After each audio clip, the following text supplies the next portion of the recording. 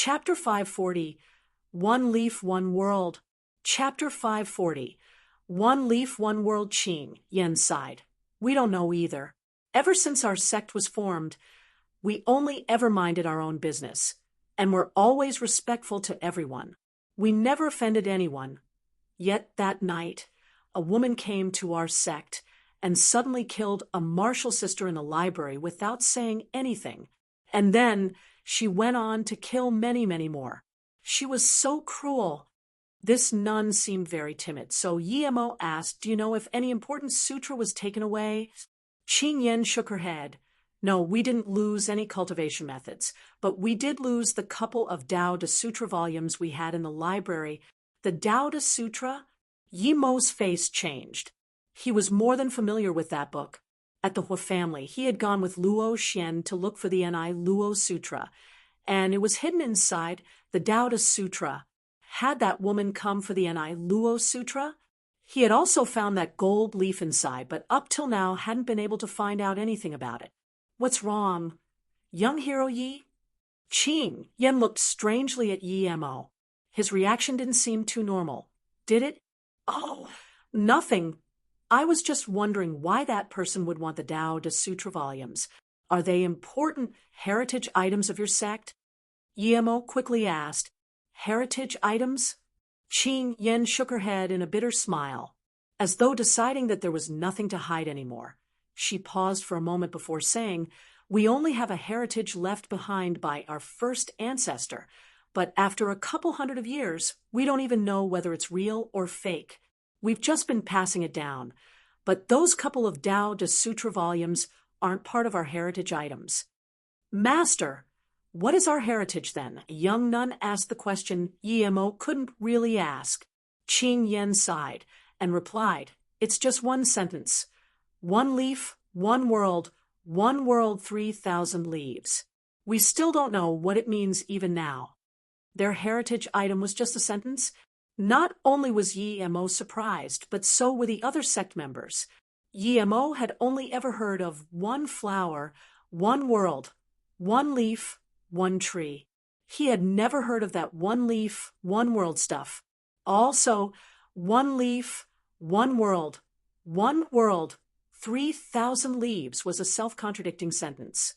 When the ancestor passed it down, she said that if a disciple ever understood what it meant, that would be the time our sect really reformed. But no one has been able to figure out what it means.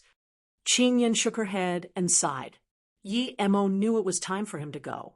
So he got up. "Qing Yen, if your sect isn't able to find a good place, I have a good suggestion. Luo Yu Corporation is in fact my company. I believe many of you know about it. And it has been moved to Luo Yu City now. Luo Yu City's land is vast and has good mountains as well as lush green forests. If you don't mind, you can settle at Luo Yu City." "Luo Yu City? I know," a nun immediately said. Liang Hengjing Temple needed to find a new place to move to, so the members had been out and about a lot recently. Qing Yen had also heard of it, but she wouldn't have guessed Yemo would invite them to go there. This was a good opportunity. Luo Yu was bordered by sea on 3 sides. It was a great place to live a hidden life. If you wish to go, you might as well contact Guanghan sect, because they will be moving to our city soon as well. Yemo said this fearing that these nuns might still have some concerns. Yemo quite welcomed these hidden sects, as long as they didn't promote some evil occult practices. Qing Yen was obviously surprised about that fact. Yemo gave them Han Yan's contact details and left the sect, but he knew that Qing Yen was interested.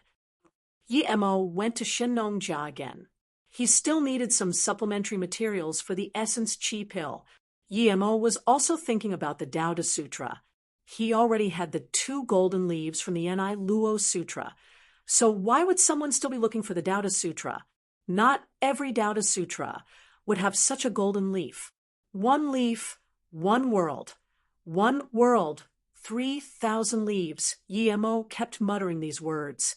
He soon realized that he was back at Wuliang Mountain, though.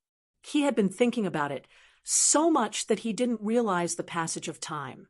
Now that he was there, he needed to focus on looking for herbs. The supplementary materials for the Essence Chi pill didn't necessarily need to be spirit herbs. Some normal herbs would do the job too. Of course, the older they were, the better. The ones sold in shops had either been planted by humans or had lost the spiritual aspect of them. They were no different than grass to him. Hence, Yi Mo needed to find herbs in the wild on his own.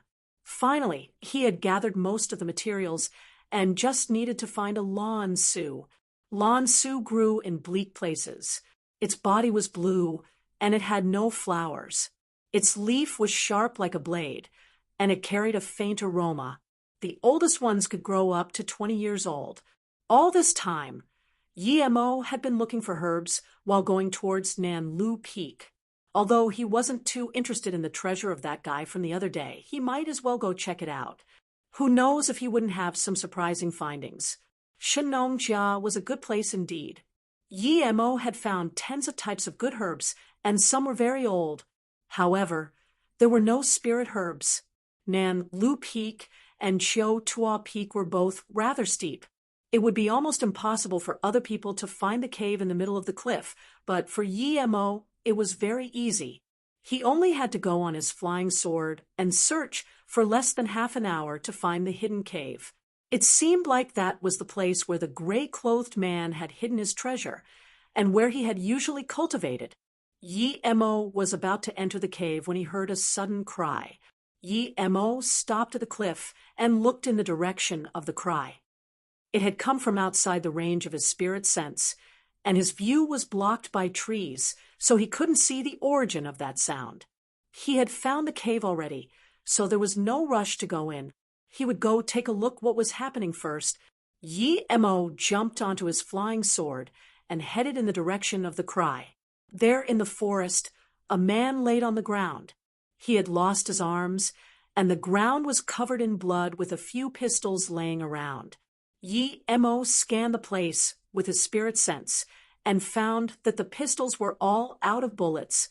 The man was long dead, but he was probably the one who had made the cry. Soon, he found another man laying in the bushes. That man was also dead. They had probably killed each other. Just as Yi Mo was prepared to continue searching elsewhere, he heard the sound of weapons clashing. It was outside his spirit sense range again. This time, though, Yi Mo flew over immediately and landed next to a fight with a couple of people involved. Chapter 541. Important Information. Chapter 541. Important information. There were 3 people fighting. Yi Mo didn't know any of them. Although they were all ancient martial artists, they were really weak. The highest leveled fighter among them was at the yellow level primary stage. The other 2 were a man and a woman. The man was at most barely at the yellow level. The woman wasn't even at a proper ancient martial arts level. Those 2 fought against that yellow level primary stage fighter. The 3 were all covered in injuries.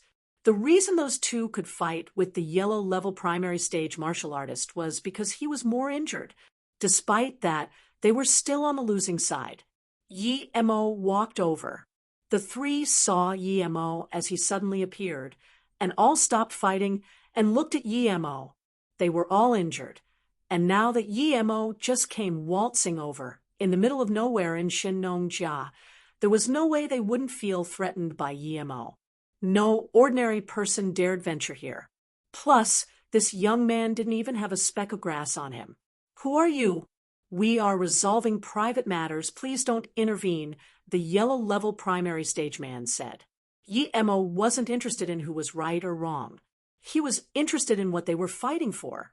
It was very easy to think of spirit items in the area of Shenongjia. If it was something that could be of interest to him, he wouldn't mind interfering. Yi Mo wasn't leaving, and so the 3 just stood there.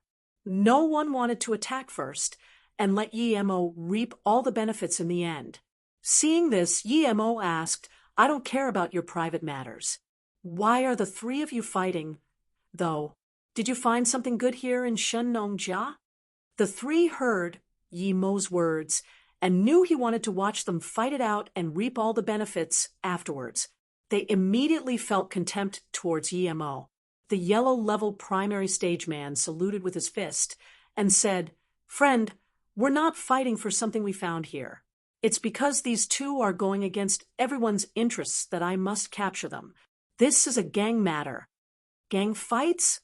Yemo immediately lost his interest and waved his hand, clearly about to leave. "Please wait a moment," the woman suddenly called out. Seeing this, the yellow-level primary stage guy immediately tensed up. He feared that Yemo would stay and help them attack him.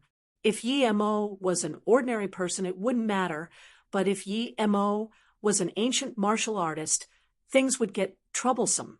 Even he didn't really believe Yemo would be an ordinary person, however. What is it? If this woman was going to ask for his help with some gang affairs, he would leave without hesitation.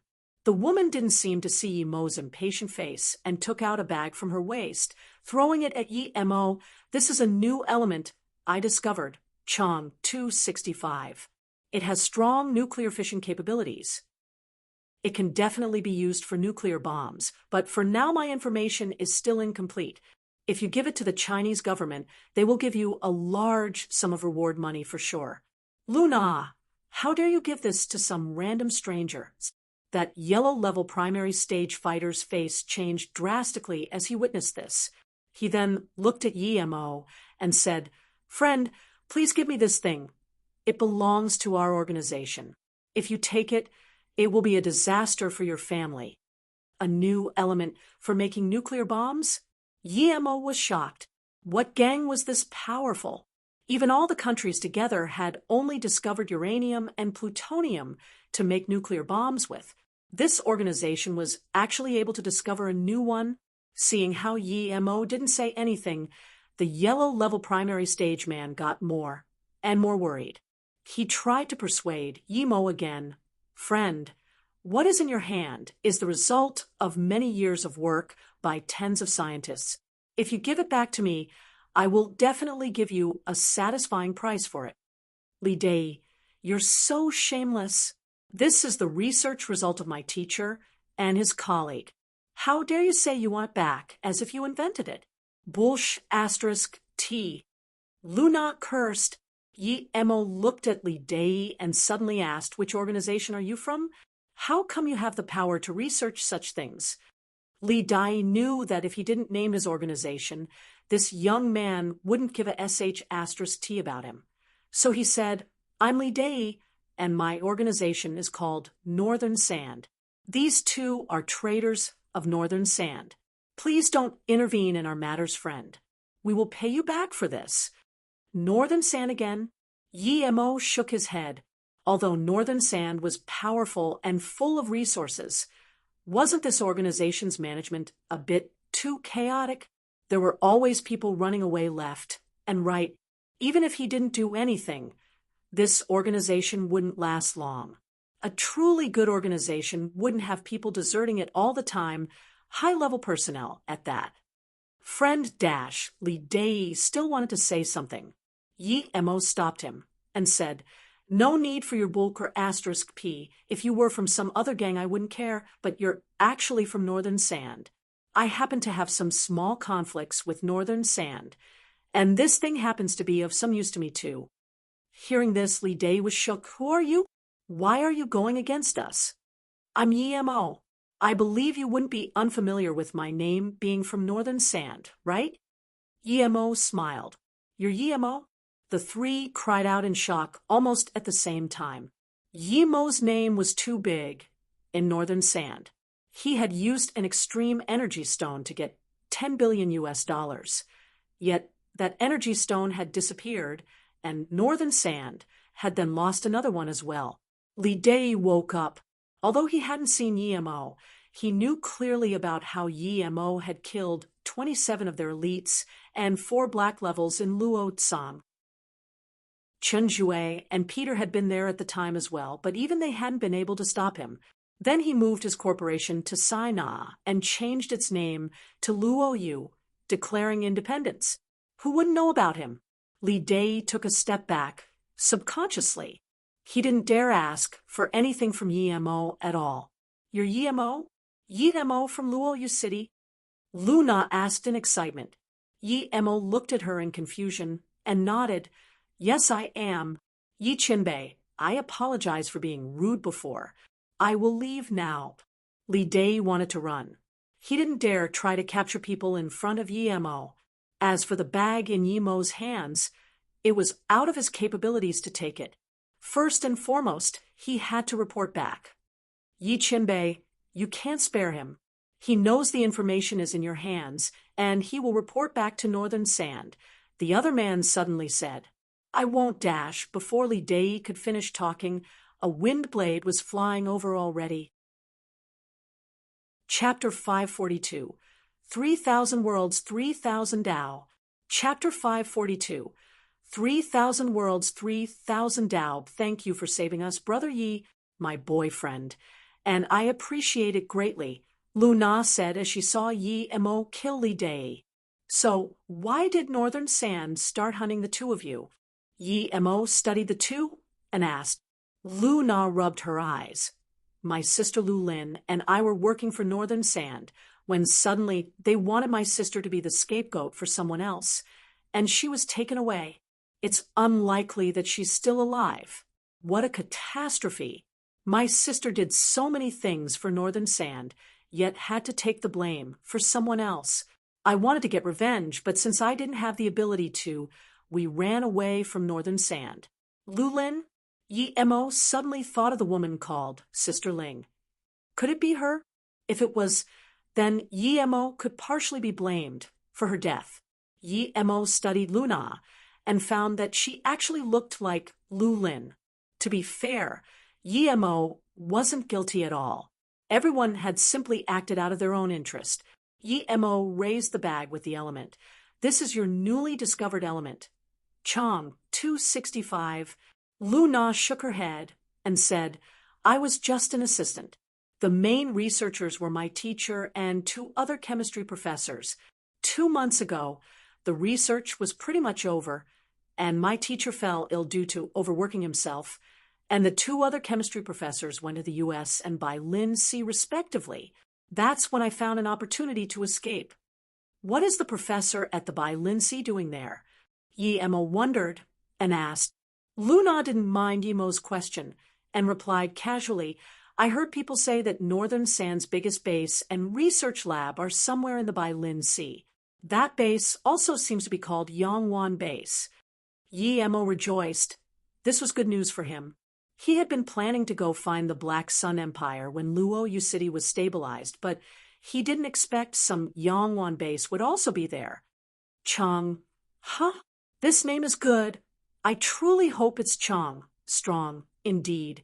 Yemo looked at the bag and said, since cultivation alone wasn't enough to destroy a country, he would use both technology and cultivation. Hearing this, Lu Na suddenly said, my teacher named it that way. If he hadn't died, he might have received the Nobel Prize for chemistry for this fission element. As Yemo heard Lu Na's sorrow, he was sent into a daze. He felt as if he was very close to grasping something. Suddenly, the word fission flashed across his mind, and he thought of one leaf, one world, 3,000 leaves. He had gotten 2 pages of gold paper. If the word leaf was changed a bit, the sentence would be 1 page, 1 world. Leaf and page in Chinese were homonyms. Could it be that the Lianhang Jing sect had passed down 1 page, 1 world, but because so much time had passed, the inheritance was wrong? Or perhaps that ancestor had been wrong. Buddhists also like to use flowers, grass, and things like that to represent sophisticated things all the time. He had just never heard of pages being represented by something. Yemo felt his guess was right. If he was right, then his 2 gold pages represented 2 worlds. So 2 pages, 2 worlds. But the numbers of Tao were either 3 or multiples thereof, like 6 or 9. So that meant that he couldn't see the full secret of the gold pages because the set was still incomplete. There was probably a 3rd page left.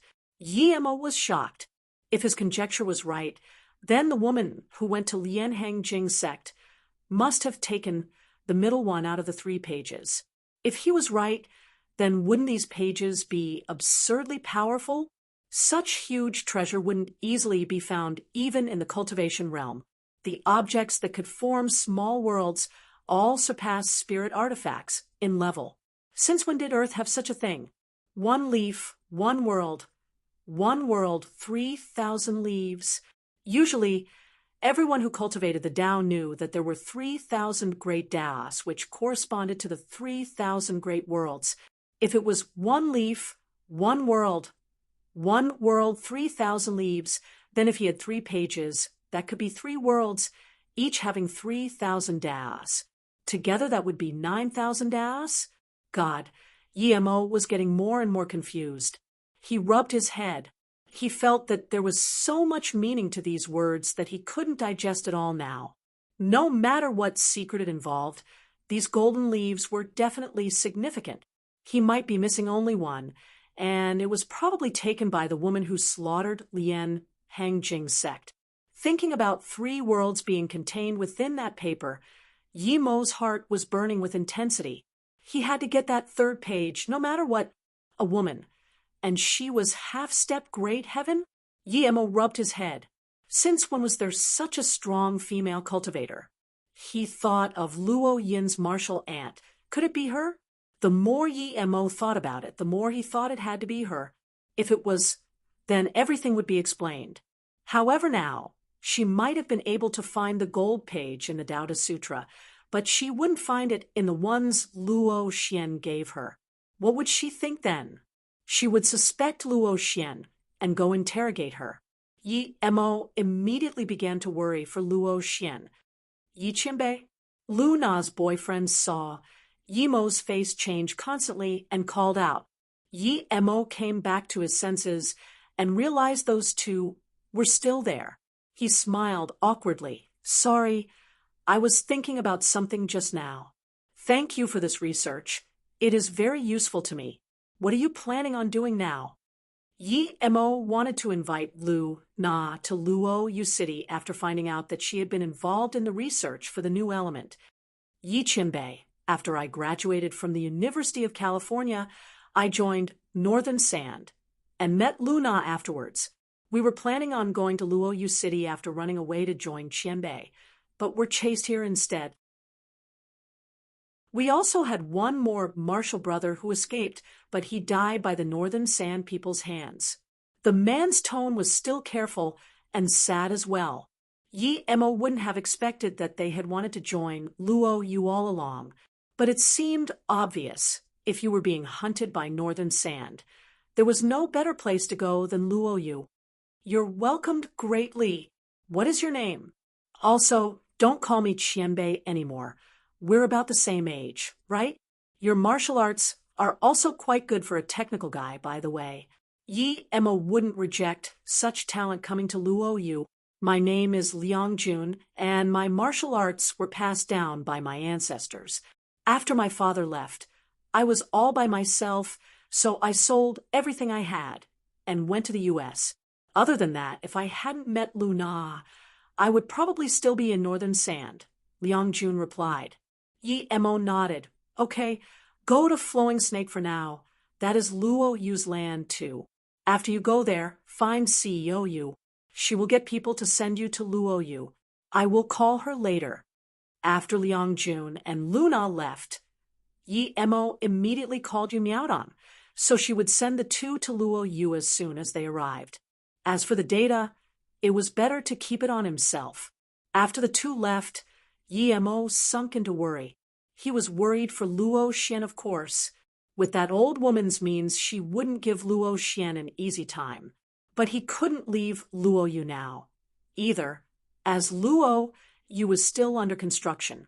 What if something happened during his leave? Chapter 543, Blue Diamond Ring. Chapter 543. Blue Diamond Ring. Although he was worried, there was nothing Yemo could do. He couldn't just leave, put Luo Yu aside, and go to the small world. Who knows what could happen while he was gone? Leaving before Luo Yu could protect itself would put in danger those who followed him in the case something happened. The gold leaf was also very important to him. If his guess was right, finding the 3 gold pages might lead to a miracle. Furthermore, Yi Mo was sure that the old woman wouldn't kill Luo Xian before making sure she had the right information. If she did find out the truth, he had no need to go find her. She would just go to Luo Yi and look for him. It all depended on whether she would find out the secret of the blank page. Yi Mo was sure that she wouldn't be willing to burn it like he did. Casting these thoughts aside, Yi Mo had just arrived to the cave at Nanlu Peak. It smelled bad, and there was a huge stone blocking the door. There were 2 rooms inside. One seemed to be meant for cultivation and sleep, and the other was probably used for cooking. It seemed like the gray-clothed man had really lived like a primitive, hiding in a cave and cultivating by himself. He had been quite perseverant. Yi Mo didn't go to the kitchen. The smell of meat in there was unbearable. Yi Mo's spirit sense scanned and soon found a lot of herbs, but they were all dried. Some of them were valuable, yet still useless for concocting pills. Yi Mo went into the man's cultivation room and just saw a simple bed lying in there. Yi Mo picked up the book beside the bed. It was written in ancient characters, and it showed the use and effects of different herbs. Yi Mo finally understood why the man knew herbs that well. The book was useless to Yi Mo, so he threw it away casually. Yi Mo soon realized that there was nothing he wanted in there. He shook his head in disappointment. He really wondered how anyone could call these things a treasure. Just when Yi Mo was about to leave, his spirit sense found a wooden box covered in dust under the bed. Yi Mo opened it and saw something familiar, an yin-yang fish and an 8 trigrams shard. While holding these objects, he thought of the jade box he got from Guatiming, in which there was a purple coral inside and a map. He had used that map to find the upside-down Gourd Island, and in there he had found a shard too. He put the 2 pieces together, but it still wasn't complete. A few other shards were missing. Yi Mo couldn't find out what that thing was anyway, so he threw out the wooden box and placed the 2 shards into the same jade box. He left the place and continued searching in Shennomjia. That night, he managed to find a few Lan Su. After that, he returned to Luo Yu immediately. After giving the Chang data to Yi Xing, he started making pills. Because his yellow essence was limited, he only made 1 cauldron of essence chi pill. The pill was no use for foundation establishment levels in chi recovery, but for chi gathering, middle stage, and primary stage it was quite good. In a way, he had saved plenty of lives thanks to these 2 pills. Thinking about the things he did, Yi Mo walked out of the cultivation room, full of satisfaction. Suddenly, he felt chi pulses from next door. Yi Mo scanned his spirit sense and found that Ning Qingxue had just reached stage 3. While feeling happy for her, Yi Mo sighed. He couldn't help thinking that his talent really wasn't such big of a deal. Ning Qingxue definitely didn't cultivate as hard as he did, nor did she have the resources he did, but she still had reached stage 3. It was time to make a flying sword for her, but he was short on materials. He wanted to go congratulate her, but he changed his mind after realizing that she was still reinforcing her state. Hence, he decided to immediately return to the cultivation room. He wanted to help Ning Qingxue and Tang Beiwei by making 2 storage rings for them. Luckily, he had only used 1/3 of the space Abyssal Rock last time and had gotten more at the auction. However, he didn't have enough supplementary materials, so he could only make 1. Because he still needed to go to the US, he chose to make a larger storage ring and give his to Ning Qingxue. Yi Mo made up his mind and started working. He was at stage 5 by then, so he could set more stable space formation. With more stable space formation, he could make storage rings with greater capacity. 3 days later, Yi Mo breathed at ease. He had used 3 essence chi pills and 3 times the space Abyssal Rock to make this new ring. The new storage ring had around 15 meters of circumference. Yemo knew it was still too small, but his power was too low. If he was at foundation establishment level, he would be able to make a storage ring with 120 meters of circumference. Yemo also improved his old ring. He made it a little bigger and added a blue diamond to it. He didn't care about the aesthetics, but Ning Qingxue was a girl, and the ring couldn't look too ugly. After finishing it, Yemo got up. Just when he was about to go out, Ning Qingxue pushed the doors open and came in. I've been waiting for you outside for 3 days, but you were cultivating, so I didn't dare to come in. I reached stage 3. She had bruised inside to tell Yemo that she had broken through because she knew that Yemo would be very happy to hear that.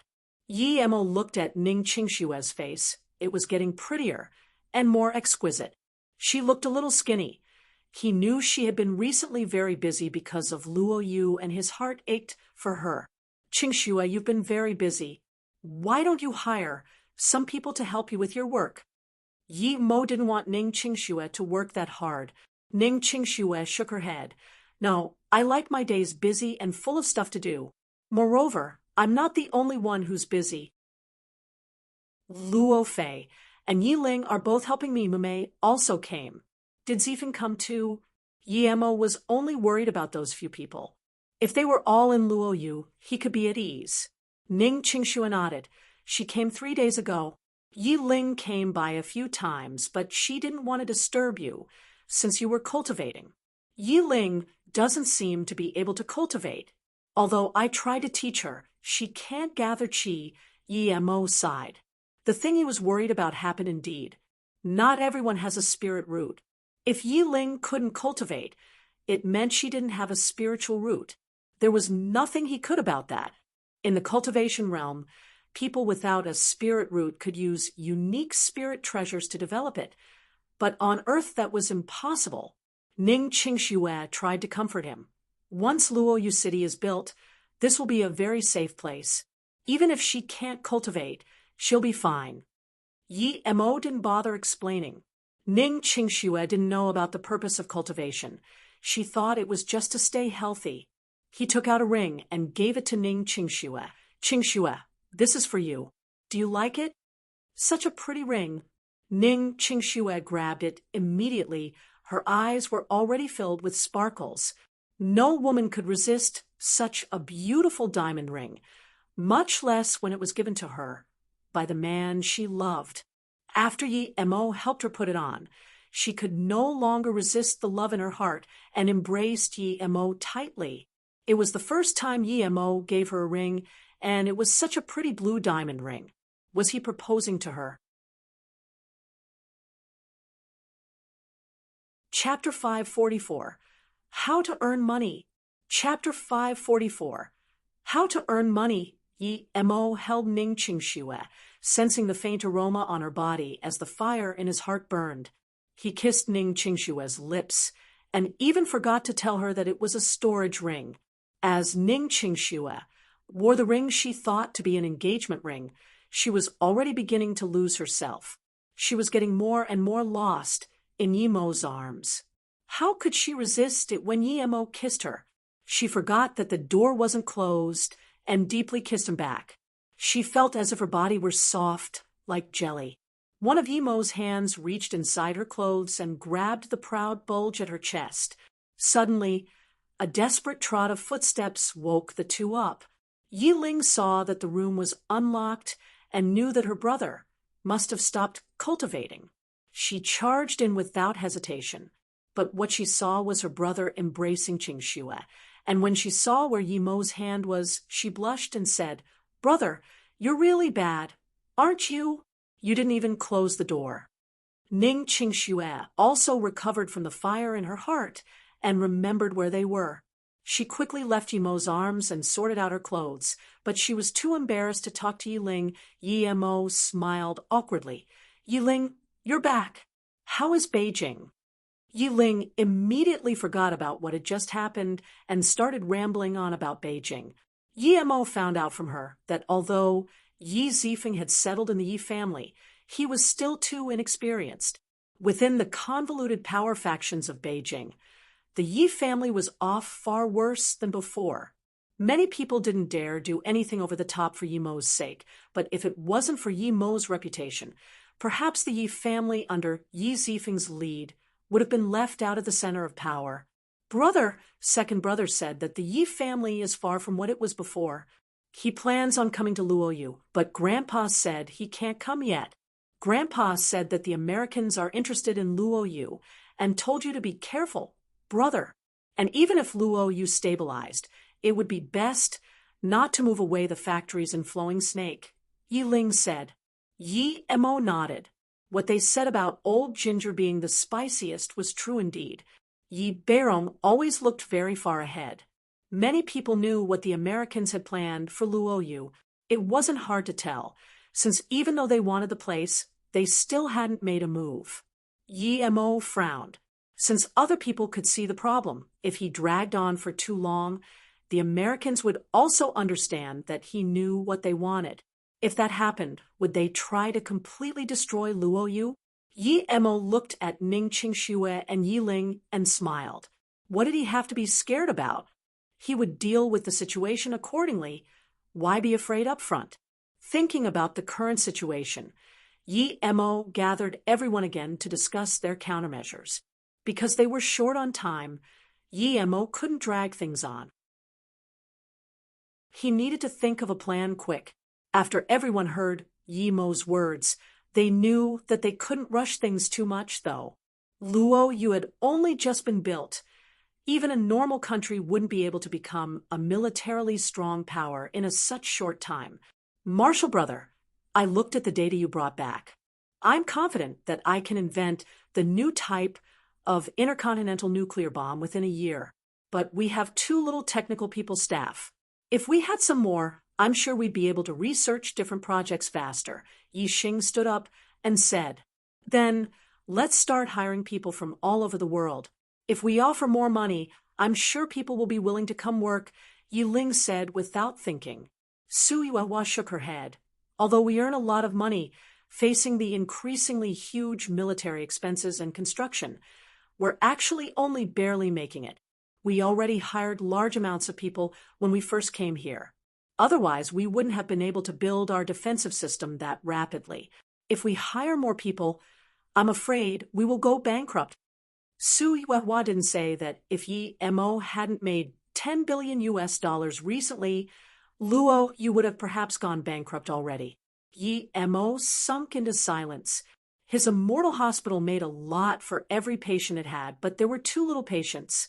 And on Earth, he couldn't even sell his face-preserving pill properly. Hearing Su Yuehua's words, Yi Xing also nodded. Yes, Sister Yuehua is right. And if we get some money, I suggest investing in our naval power, including motherships. We also need to build ship factories and large docks. Luoyu faces the sea on 3 sides. We absolutely must have naval power. It all came down to money. Huh? Yi Mo sighed. How could he earn large amounts of wealth in a short time? If only we had something like that largest diamond mine in Russia. There's about 1 trillion carats worth of diamonds there. If you change that into USD, it would be enough to fill this entire island, Yi Ling said. Ning Qingxue subconsciously looked at her ring and wondered when Yi Mo would marry her. How much money would that be? Yi Mo asked subconsciously. If they were all decent quality, then about 10,000 trillion USD. But that's impossible. If diamond was that easily excavated, then it would have all been dug out already, Su Yuehua said.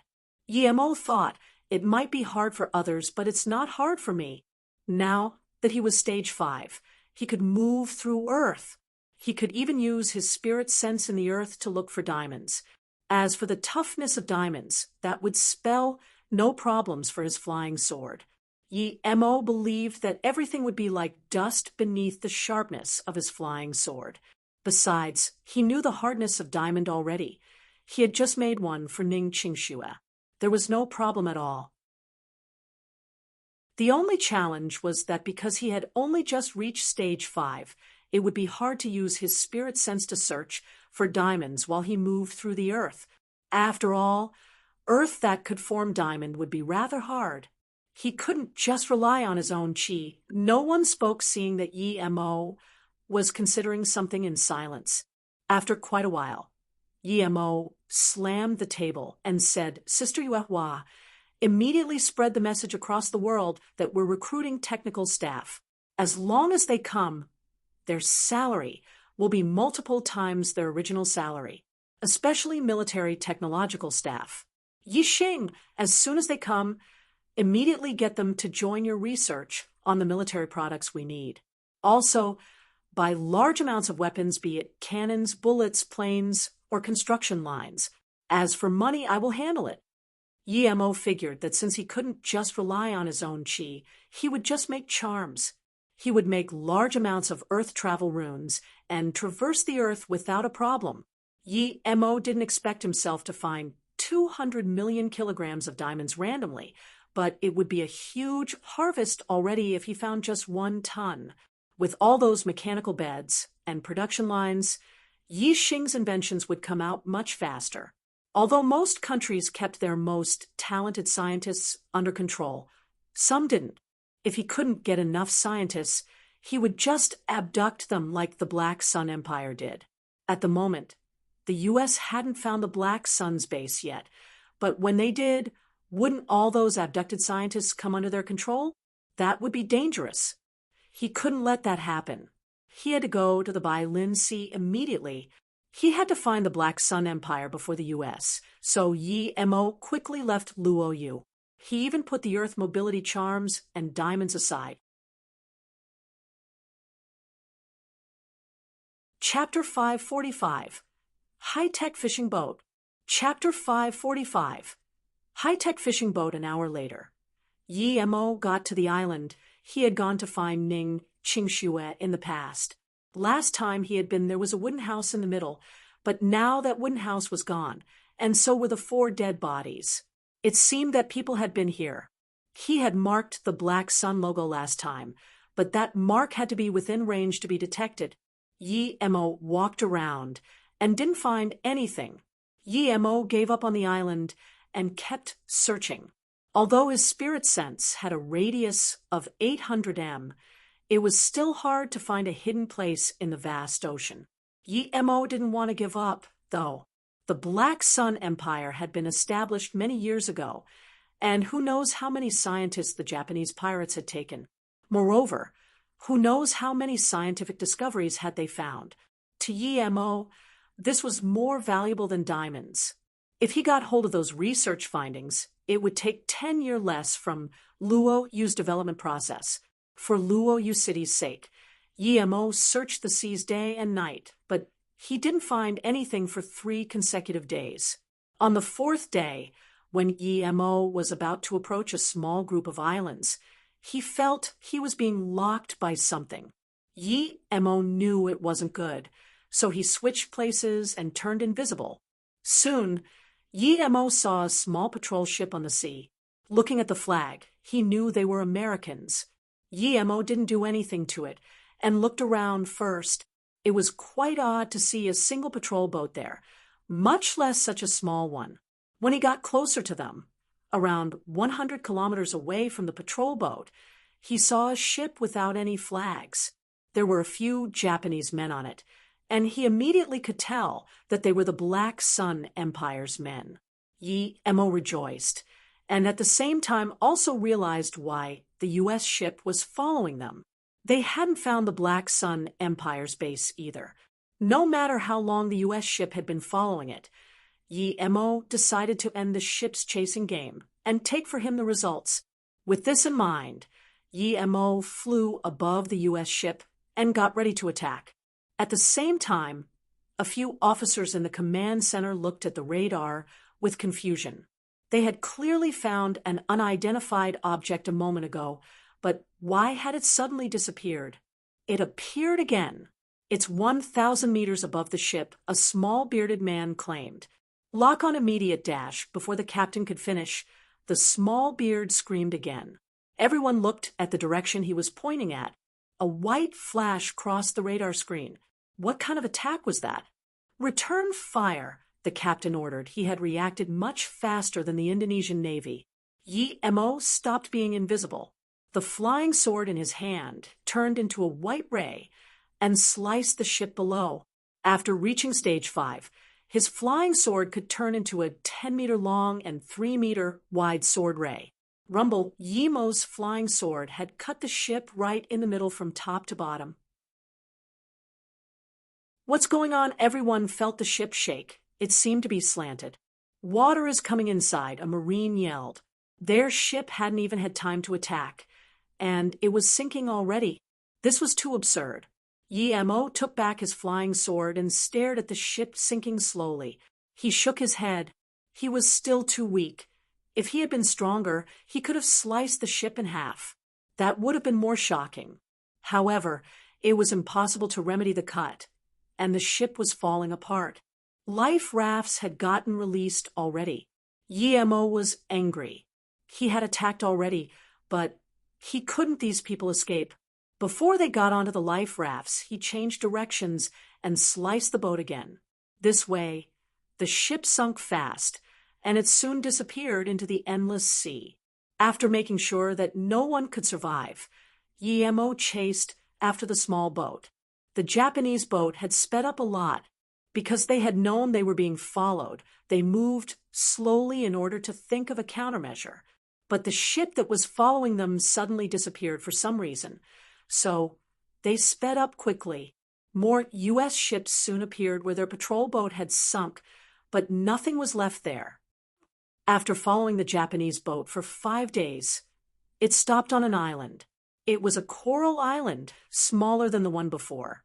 Yi Mo really didn't know what the Japanese were doing at the island. Neither did he know why so many of their bases were located on these islands. The island also had a small wooden house, but this time there were 2 of them. 8 Japanese Marines got off the boat, carrying large wooden cases. After the men got off, one of them stayed outside, and the remaining 7 went inside. They all had a black sun necklace on them. Yi Mo scanned his spirit sense in the wooden box and suddenly realized that they were all full of gold. Looking at the size of the box, each weighed about 150 kilograms, which meant that there were more than 500 kilograms of gold there. That would be about 20 million US dollars. Although it wasn't a small amount, it wasn't much for Yi Mo. Yi Mo scanned the island carefully with his spirit sense. From his previous experiences, he knew that there were large amounts of alarms and a few radar systems. After the Japanese men went into the wooden house, they started talking, but Yi Mo couldn't understand anything, so he could only stay invisible and mark the island with multiple spirit sense marks. After this, Yi Mo left the island.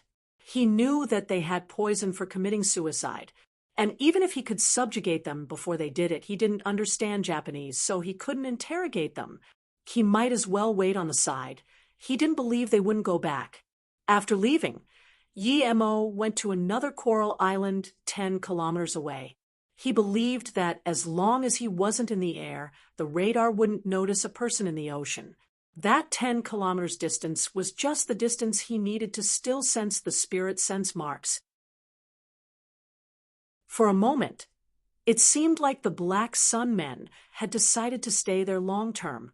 They hadn't left in many days, nor given any signs of going somewhere. Just when he was getting impatient, Yi Mo's spirit sense mark moved. He flew above the island and found a fishing boat parked next to it. He didn't even know where it came from. It had made no sound at all. Yi Mo carefully landed behind a rock and scanned his spirit sense. He was dazed with what he found. A few days ago there had been only 4 boxes of gold, but now there were 40. How did so many suddenly appear? Yi Mo scanned his spirit sense out and immediately found that there was an underground bunker behind the wooden house. The Japanese men had gotten the gold from somewhere and stored it underground. He hadn't even noticed it last time. It seemed that they were preparing to leave after loading the boat with the gold. As Yi Mo expected, the 40 boxes were soon carried onto the fishing boat. Then the fishing boat's engine started and left the island. What shocked Yemo was that the fishing boat was much faster than their previous ship. It almost made no sound at all. What kind of engine was that? It was clearly a high-tech boat. Chapter 546, Laser Tunnel, Gold Safe. Chapter 546, Laser Tunnel, Gold Safe. Yemo really wanted to kill the 8 guys that were staying on the island, but eventually didn't do anything. He didn't want to alarm the enemy, so he chose to follow this ship instead. By the time it was dark, Yemo understood that this ship was almost faster than normal cars, even though it looked heavy and wasn't something that could be compared with jet skis. Yemo landed on one corner of the fishing boat and found that it was armed with cannons and missiles. What shocked Yemo the most was how little sound the engine made. One could only hear the waves and barely the engine. Yemo was interested in this. This definitely had to be the latest product of the Black Sun Empire. This wasn't even a battleship, so perhaps their actual warships were much stronger than the US's already. If he could move all of that to Luoyu, Yemo was deep in thought as this boat kept going for the entire night. The next day, it entered a narrow port. Yemo scanned the surroundings with his spirit sense. This was an island, a private island. There were guards around the island. Yemo couldn't sense how big the island was with his spirit sense, but he saw it very clearly. It had large groups of buildings, green mountains, and lakes, and there were all sorts of entertainment facilities on the beach. This was clearly a luxury private holiday resort. Yemo refocused his gaze as the ship went into the island, stopping at a simplistic port. There were 4 Japanese men guarding at the pier, 2 of them out in the open and 2 hidden out of sight. Of course, to Yemo's spirit sense, there was no difference. Then there was also a cargo truck waiting by the port. Seeing the fishing boat arrive, 2 Japanese got off the cargo truck.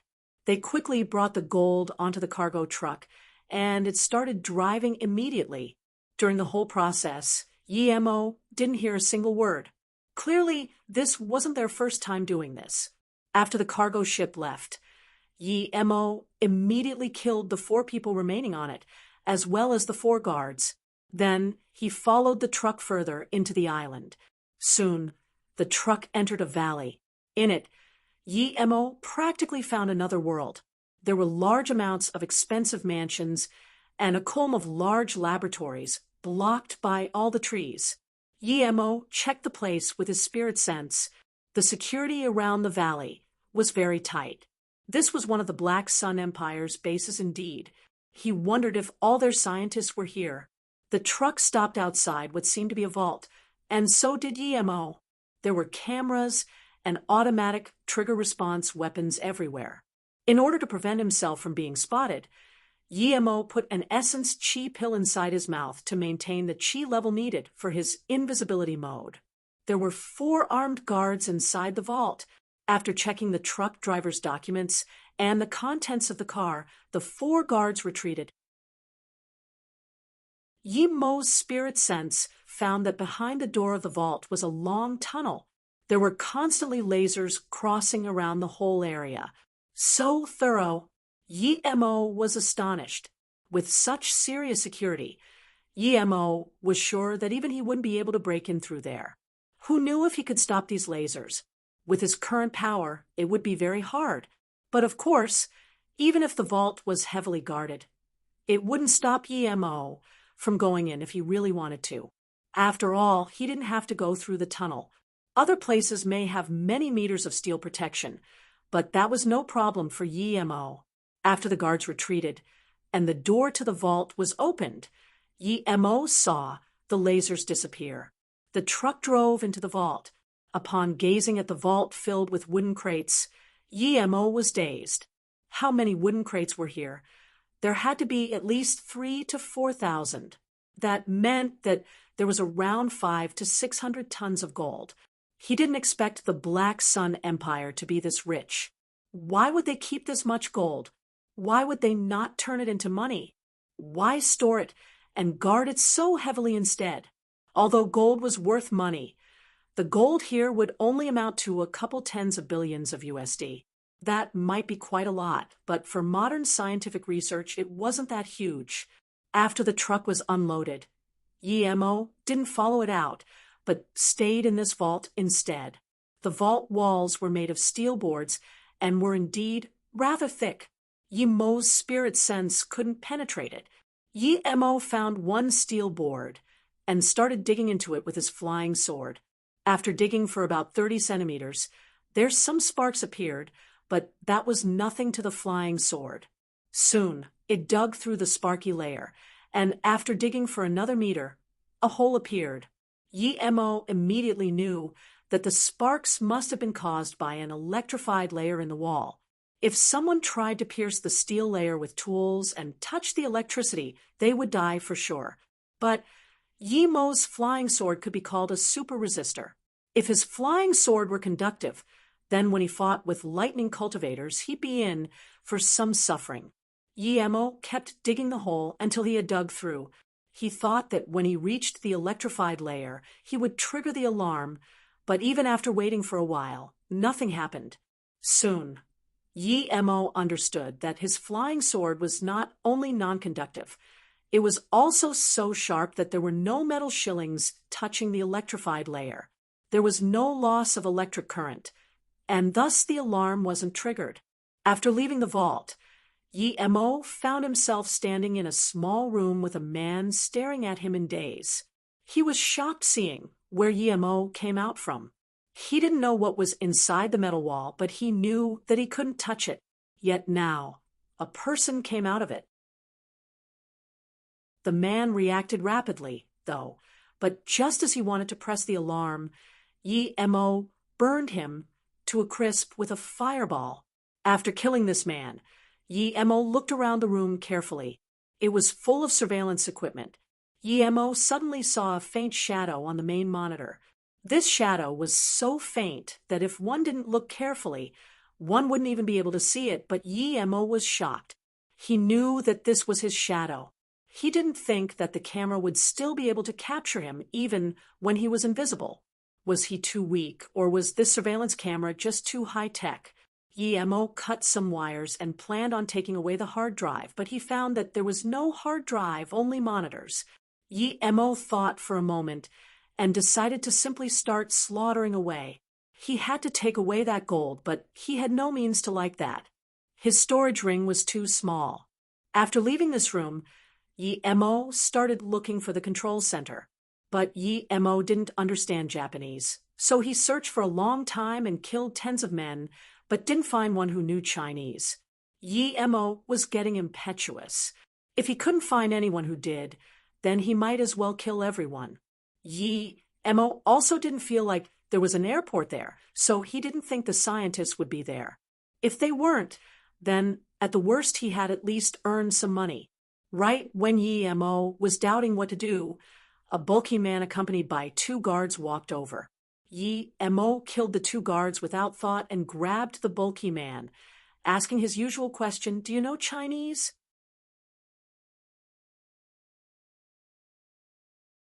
Chapter 547, Annihilation of an Island. Chapter 547, Annihilation of an Island. The first thing the bulky man did when he realized the situation was to bite hard on his teeth, but Yemo was experienced and stopped him. Yemo sighed. These Japanese were really cruel to themselves. Yemo pressed on the Japanese guy's forehead and asked, "Do you know Chinese?" "I do." Yemo rejoiced at that answer and asked a series of questions. Reply to everything in Chinese. "What is it you do here? What authority do you have?" "I'm the guard captain here, responsible for security. How many people are active here? How well defended is this place? What valuable things are here? Are there any captured scientists?" The man answered all the questions very precisely. After an entire hour, Yemo got what he wanted and casually got rid of the man. Yemo found out that this island was called Black Star Island, and it was one of the main scientific research islands of the Black Sun Empire. Although it wasn't very large, there were 739 people guarding it. There were also all sorts of anti-missile systems and radars.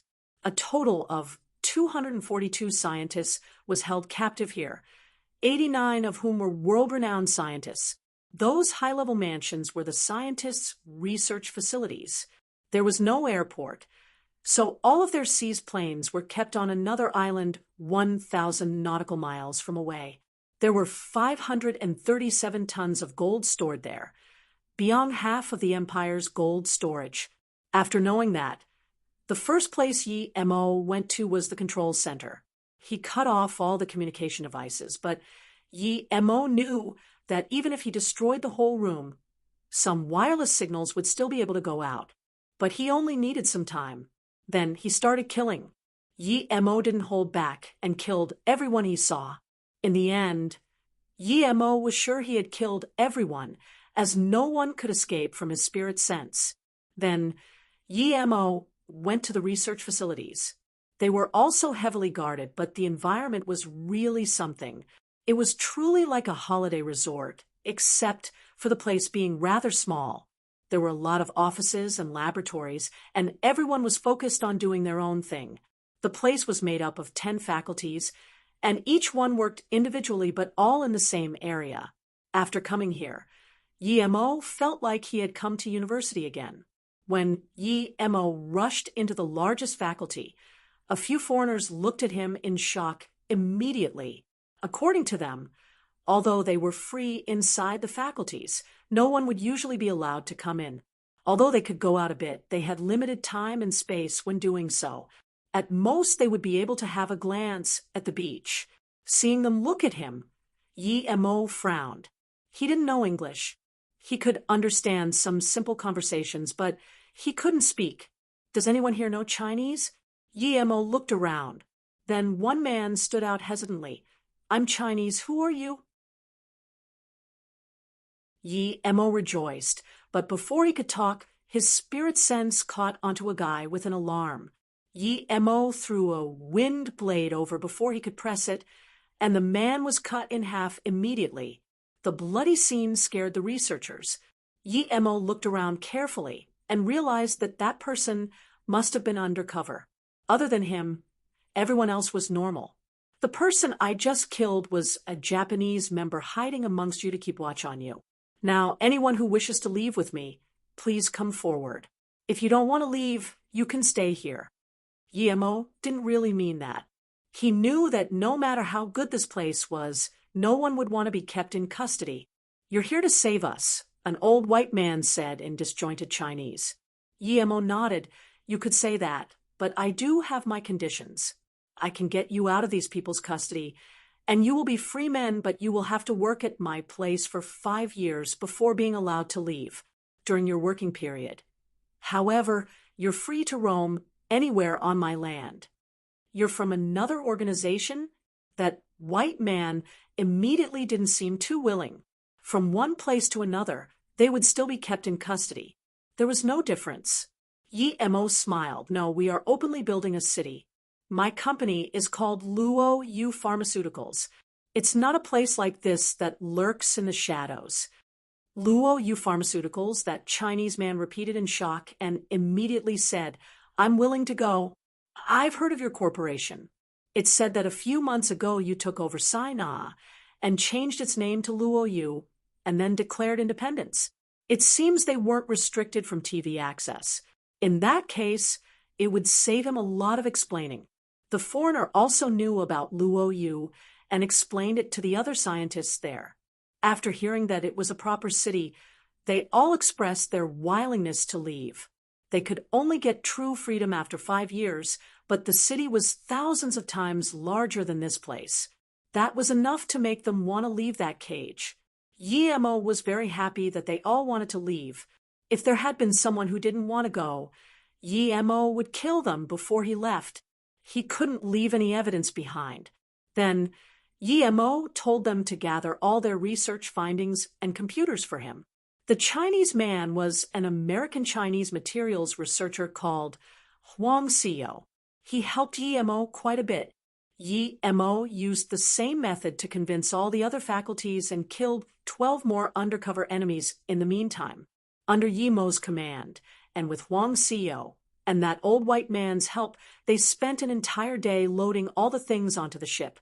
Although the fishing ship was large, it wasn't large, it was a cargo ship, so it could only carry 2,000 to 3,000 tons. The gold took up a few hundred tons alone. So many things couldn't be taken, but Yi-Mo could only leave them behind. As the ship left the port, 2 helicopters finally came over.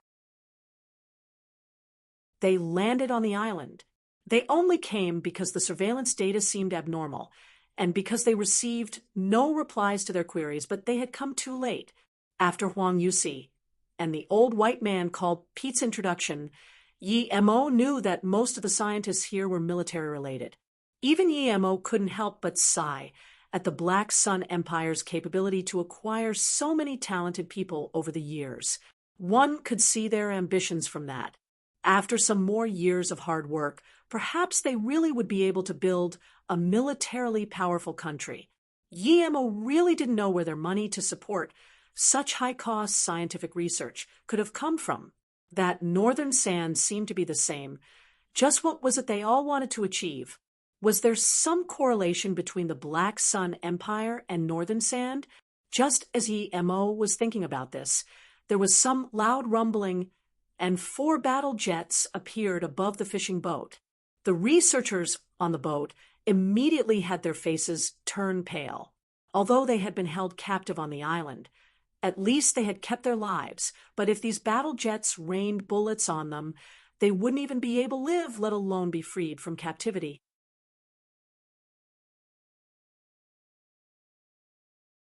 Chapter 548. Luo Yu becomes wealthy. The whole world is anxious. Chapter 548. Luo Yu becomes wealthy. The whole world is anxious while everyone was nervously watching the fighter jets. No one discovered that Yi-Mo had disappeared. The jets kept flying in front of the boat. Even clueless people would understand that they were forcing the boat to stop. Although there were missiles and cannons, and the boat, no one there was some professional operator. The 4 fighter jets were like 4 sheep in front of Yi-Mo. They couldn't stop Yi-Mo's flying sword. Yi-Mo sliced out 4 consecutive times. Rumbled fire sparks were visible as the 4 jets fell into the cold sea with a huge splash. Everyone looked at the falling jets in shock. They couldn't comprehend what had happened. Why would the jets that were supposed to be stopping them suddenly fall into the ocean? Yi-Mo reappeared on the ship. He glanced at everyone who was still in a daze and just told Huang Xiao that he needed some rest, and that no one was to disturb him without any major happenings. Then he went into a private room. Yi-Mo knew that even though he had annihilated 4 planes this time, there would still be more ships trying to stop them coming up. There was quite some distance from the Bailing Sea to Luo Yu. Yi-Mo didn't mind the ships chasing behind, as with their speed, it would be very hard to catch up to them.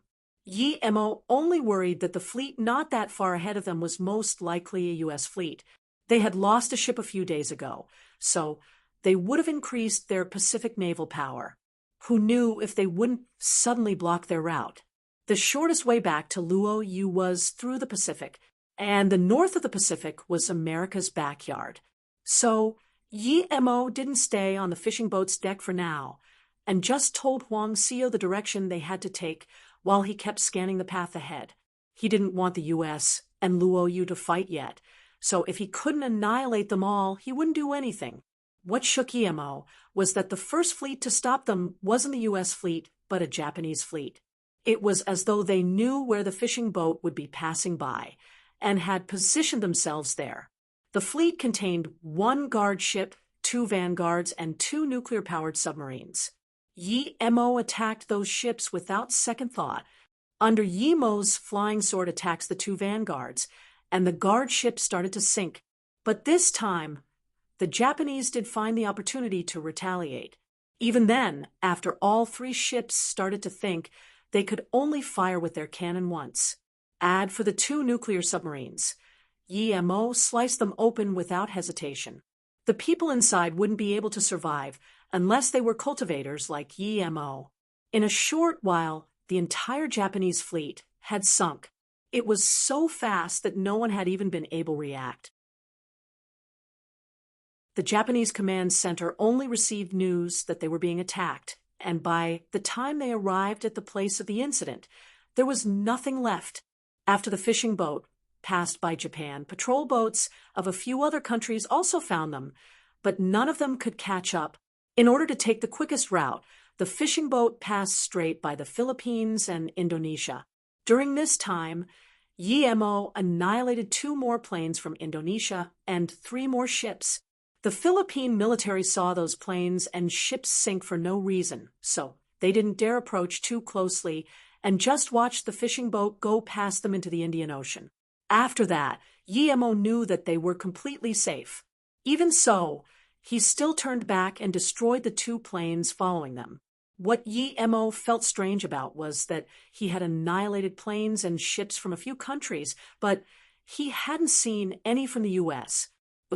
While Su Yuehua, Su Ping, and everyone else were shocked at the amount of technical staff and gold YMO had brought back, the entire world was in even greater shock.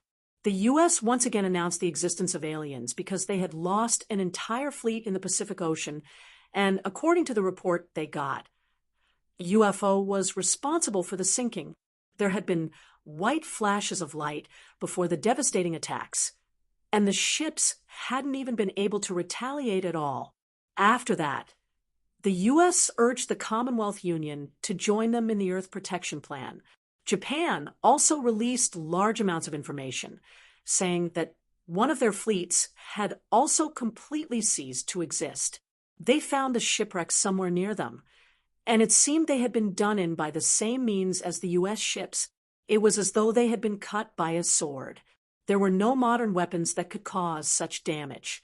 The ships could only have actually been hacked by a sword, but who could cut a ship in half with a sword? Then the Philippines and Indonesia also declared they had seen a fishing boat go faster than 60 kilometers per hour, with Indonesia also having suffered losses. Their planes following the ship had also fallen into the sea for no reason. It was confirmed that all these planes and ships had been damaged by the same type of weapon. Knowing that the fishing boat had been sighted, Su Yuehua immediately ordered for its breakdown. YMO had brought back so many technicians, many of which were renowned internationally, which eased the pressure on Su Yuehua and Yixing greatly. From Su Yuehua, YMO heard that the gold could be used as the basis for building a country, so YMO gave up the thought of selling it for now. Firstly, although Luoyu wasn't a country, it was an independent city, who knew if they wouldn't have their own currency, so they needed to store a certain amount of gold. Secondly, if Luoyu started selling large amounts of gold, then the Black Sun Empire would obviously immediately suspect them. YMO sighed. He thought that the money problem would have been solved after getting this much gold, yet he still had to go make money. All that technical staff was sent to a top-secret location. YMO and Huang Xiao had explained that before Luoyu could lock down completely, they could only be hidden for now. Huang Xiao and Pete were basically Luoyu's people now, so they didn't feel any pressure and went to join other researchers in their work instead. With the addition of these scientists, Luoyu's research power had increased by manifolds. YMO also started to make those Earth travel charms in preparation for his diamond digging in Russia. Meanwhile, on the island that YMO had slaughtered clean, there was a rampage going on. An old man in his 60s was roaring, "Find it, no matter what." They had lost almost 80% of the Black Sun Empire's gold. That was a decade's worth of their efforts. A month later, YMO had made almost 1,000 Earth travel charms. With that, YMO left Luoyu and went to Siberia, going to the Amber Craters. He had heard there were tens of thousands of carats of diamond there.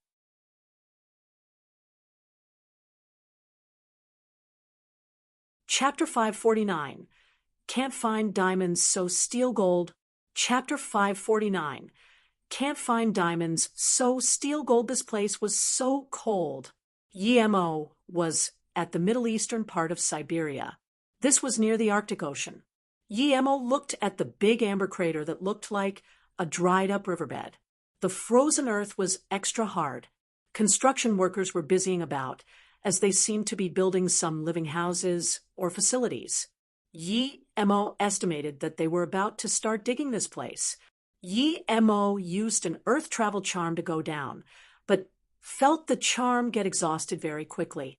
The hardness of the earth here had far exceeded his expectations, and his spirit sense could only reach out a little more than 10 meters. It would seem that diamonds weren't that easy to get after all. 300 meters underground. Guillermo already felt it was getting too hard. Even with earth travel charms, he couldn't continue going down. But before he had gone there, he had looked carefully at where and how diamonds were formed.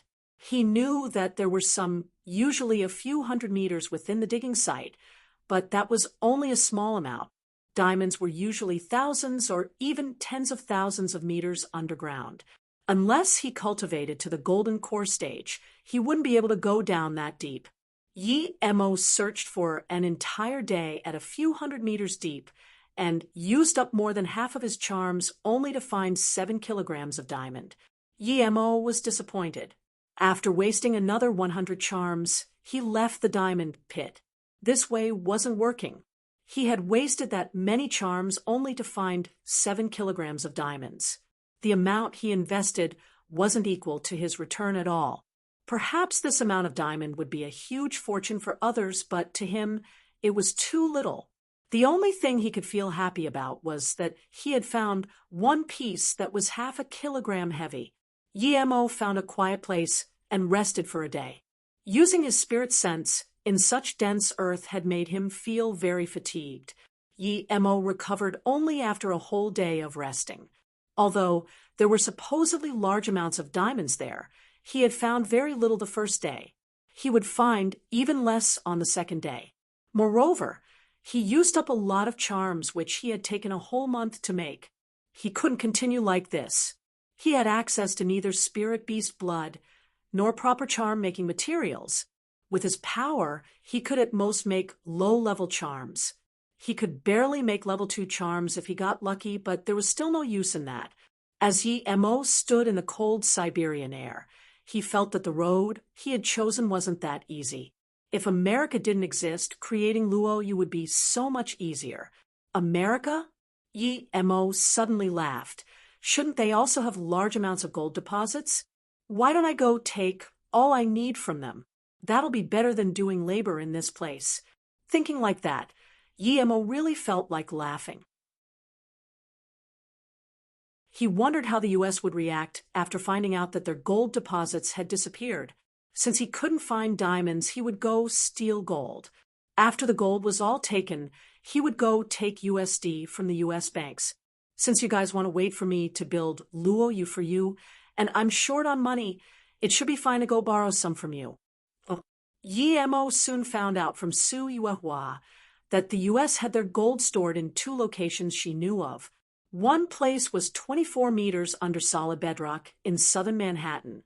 There was around 300 tons of gold stored there with a market worth of about 165 billion US dollars. But from what Su Yuehua said afterwards, this wasn't even where the U.S. stored the bulk of their gold. It was at most 5% of their gold, while most of the gold there belonged to international banks and some other countries. The U.S. mainly stored their gold 50 kilometers to the southwest of Kentucky, Louisiana. There was a U.S. Army base there, and this place was said to be the safest place in America. There was not only large amounts of gold deposited there, but also large amounts of confidential files and national treasures. This base fort was made of granite, steel rods, and cement, and took up an area of about 180 square meters. The gold vault door weighed about 20 or so tons, and the passwords to the door were kept by many different staff.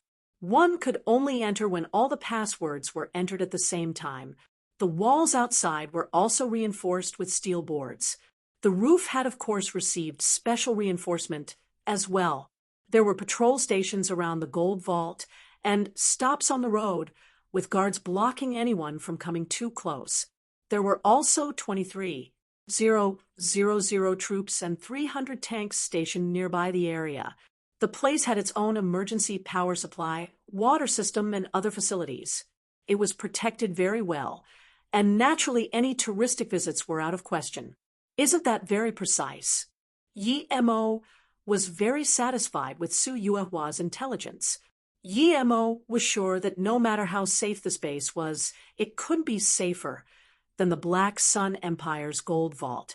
To Yi Mo, it would be much easier to break into the Manhattan Gold Vault than into the one in Kentucky, but he still decided to go to Kentucky. There was not only gold there, but also things important to the U.S. there. This attracted Yi Mo. Furthermore, the gold in there truly belonged to the U.S. Yi Mo was very careful when he approached the fort, since the U.S.'s radar and surveillance systems were very advanced. To him, the hard part was getting in and not bringing out the gold. With his previous experience, Yi Mo turned invisible as soon as he arrived above American waters. As he started reaching the fort, he had still not been found. Yi Mo stood in the distance. The fort looked like a square governmental building. It didn't seem all that peculiar. It was about 12 meters tall and 30 meters long and wide. But he could see the armored vehicles and soldiers' training base not far away. Yi Mo didn't try to enter from the main door. He didn't feel like putting his invisibility to the test. Ever since finding out that his invisibility under special lenses still revealed a faint shadow, he had become very careful. He got off the highway and went next to the fort, and then, with the help of the Earth travel charm, he went into the Earth as fast as possible.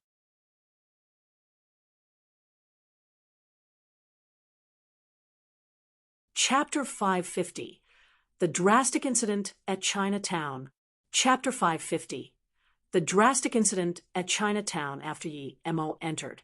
He knew that although the walls of the fort were very hard, the fort was much easier to break into than the steel vault with that layer of electric alarm system had been. Was this the place they called the safest place in the U.S.? Yi Mo shook his head as his flying sword easily pierced through the underground layer into the underground room of the fort. To Yi Mo, no matter how many tanks or soldiers there were outside, they might as well all be show. Yi Mo stood in a convoluted maze in the underground of the base. He sighed. It had been too easy to get in there. The Americans might not even find it out after he took the gold. Although the surveillance system here was also mere decoration to Yi Mo, he didn't act carelessly. He didn't want to be caught because after this job, he still wanted to go for a spin at the U.S. banks. Yi Mo pierced through room after room. Here and there, Yi Mo also saw all sorts of strange bodies and heads, as well as some historical documents. They were nothing but garbage to Yi Mo, but he did take some crowns and jewels. After breaking open a ton of rooms, Yi Mo finally saw the gold. He didn't even bother counting it, as he put everything into his ring. As Yi Mo ravished room after room and took all that gold, he took so much that eventually he got sick of taking it. After taking about 300,000 ingots, Yi Mo finally didn't feel like looking for more gold anymore. Who knew how much was still left? He probably took around 4,000 tons, though. After Yi Mo had left the fort, the guards were still patrolling it with great severity, not knowing at all that the place they were guarding had had 90% of its gold stolen. Although Yi Mo had a big harvest at the fort, he only found a couple $100 million USD robbing the banks. The security systems at the banks were far more threatening to him than at the fort. Yi Mo lost interest in trying to move large amounts of USD from the banks because it was just too hard. He didn't even know what place had the greatest amount of USD. Furthermore, he truly couldn't get himself exposed. If he did, neither his own power nor Luo Yu's would be a match for the U.S. If he couldn't beat the U.S., he could run, but what about other people? Now, he only needed to let Su Yuehua find some place to sell all that gold. Gold was a solid currency, so they only needed to be a bit careful. Yi Mo once more appeared in Chinatown in San Francisco. He had planned this before. It wasn't dark yet, but the Ming Yun Tower was closed early. Yi Mo scanned his spirit sense inside and found that there was no one there. Even that old he and the waiter were gone. Yi Mo visited Peng Yueji's old base, but found the place empty too, and it looked like it had been desolate for a while already. Yi Mo had a bad feeling arise in his heart. He went to Hong Martial Gang's dojo, but it was in ruins. Yi Mo went to Zhu Hongxing's turf, but still didn't see anyone. What had happened there? Why hadn't Shi Kai-Jen reported to him? Yi Mo then realized that he had changed his phone ever since going to Luoyu. He could only go back to Mingyu Tower with a frown on his face. As Yi Mo was being very confused, his spirit sense suddenly picked up on a person in an alleyway a few hundred meters away. Finally, someone he knew. He had given Sister Yan's picture to Luo Xin, and he still hadn't left. The next moment, he appeared in front of Luo Xin. Luo Xin, who was walking with his head down, was fraught upon being stopped, but he soon recognized the man standing in front of him. It was a being that the entire Hong Martial Gang had to look up to, Yi Qinbei. Luo Xin recognized Yi Mo and greeted him.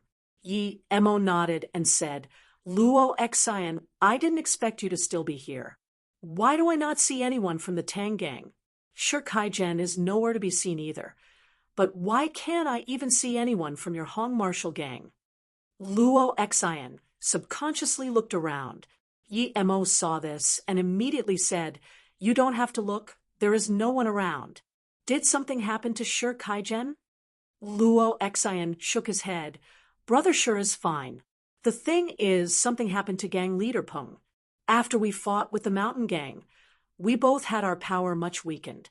But then they teamed up with the San Francisco gang and planned on annihilating us. It seemed that the Hong Martial Gang had been annihilated. Otherwise, their bases wouldn't be so tattered." Luo Xin continued. "Gang leaders you knew that they were no match for them. So he asked the Tang Gang for help. However, gang leader Peng knew that even if the Tang Gang helped, they would still be no match for the San Francisco Gang. So Peng Yueji rejected?"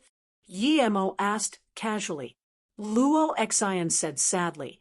Before he could even reject, the Mountain Gang and San Francisco Gang already attacked.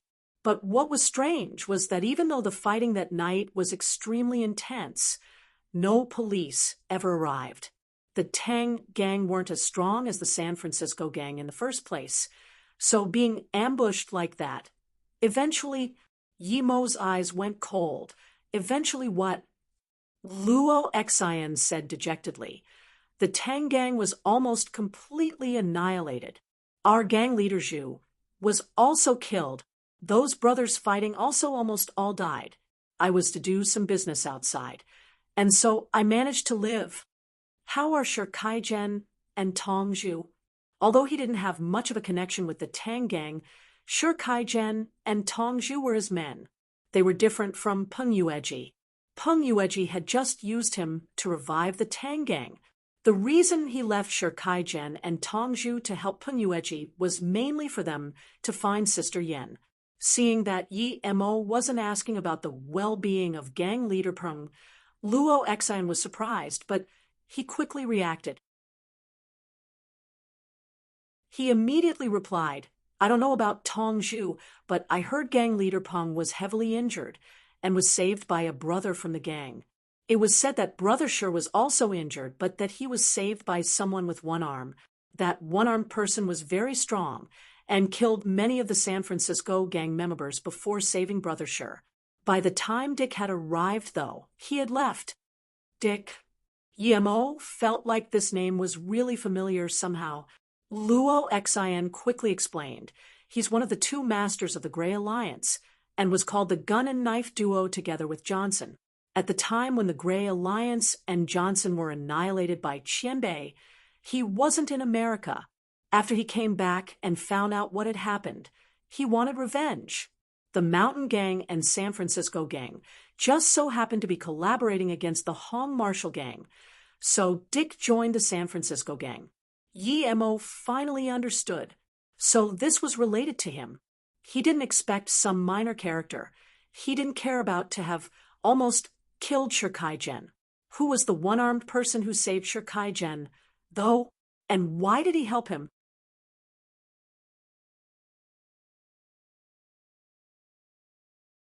Chapter 551. Sister Yan's Whereabouts. Chapter 551.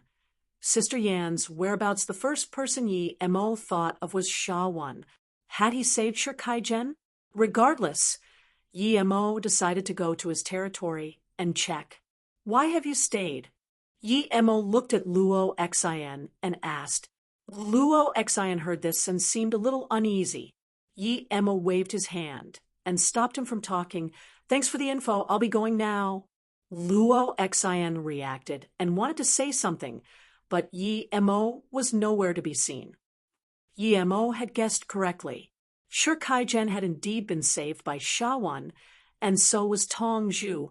What had confused Sha-won, though, was that usually if something involved Yi Mo, he would get there as soon as possible. Yet the gang battle had taken place nearly a month ago, but Yi Mo still hadn't come. Shirkai-jen was also confused why Yi Mo hadn't come, and why even his phone couldn't be reached. He knew that the reason why Sha-won had saved him was Yi Mo. Yi Mo had been to the 5 states before, and Sha-won seemed to fear Yi Mo. From Sha-won's power, he could tell that Sha-won seemed to be almost as strong as Yi Mo. How could someone like him fear Yi Mo? Regardless, Sha-won had saved him, so he was very grateful. If it wasn't for Sha-won, he wouldn't just have been lightly injured. He wouldn't have been able to make it out. When Yi Mo arrived in the 5 states, once again, Sha-won was in the middle of talking to Shirkai-jen. Neither of them had expected Yi Mo to suddenly appear. Yi Chinbei. Sha-won had saved Shirkai-jen on Yi Mo's account. He was a realistic person. If it wasn't for Yi Mo, he wouldn't do something that was of no benefit to him. Although the San Francisco gang couldn't do anything to him, he also had people under him to worry about. And in that area, the San Francisco gang was the local head snake. Shirkai-jen hadn't been injured heavily, and with a master like Sha-won, he had recovered a long time ago. When he saw Yi Mo appear, he quickly greeted him. With Brother Yi, Tong Zhu isn't here? Yi Mo saw that Shirkai-jen was fine and felt assured. Shirkai-jen had been doing things for him, and if something happened to him, he would feel guilty. Zhu Si went out hunting for information. As soon as he said this, Tong Zhu's voice sounded. Brother Shir, I saw Dick tonight, gang leader Sha. You're also here. Tong Zhu then saw Yi Mo and called out in joyful surprise, Brother Yi, you're finally here? Yi Mo looked at Tong Zhu and patted his shoulder. It was his fault that Shirkai-jen and Tong Zhu ended up like this. So, what happened? Yi Mo looked at Shirkai-jen and asked. Although Luo Xin had explained it clearly, Yi Mo still wanted to hear Shirkai-gen's story. Shirkai-jen and Tong Zhu pretty much said the same thing, with the added detail that Dick had apparently kept looking for Shirkai-jen even after knowing that he had been saved. Dick wouldn't rest until he captured Shirkai-jen and interrogated him on the person behind the destruction of the Gray Alliance. Due to the San Francisco gang's pressure, even Sha-won's business was also affected. You're still in the human trafficking business? Yi Mo felt a little repulsed by this business, but Sha-won had saved Shirkai-jen, so that made him feel conflicted. Sha-won quickly said no. Ever since I saw Qianbei last time, I listened to Qianbei's words and stopped that business. I'm in weapons trade now. You're trod-on weapons? Can you get the latest weapons too? Yi Mo suddenly thought of Luo Yu. Although Luo Yu had bought some weapons, those were actually the weapons from which others wanted to upgrade. Countries wouldn't sell weapons to Luo Yu, so most of their weapons had to come from underground dealings. Before Sha-won replied, Shirkai-jen said, The U.S. is very different to China in this aspect. They are the ones being supplied by major weapon manufacturers. The U.S. government buys from them.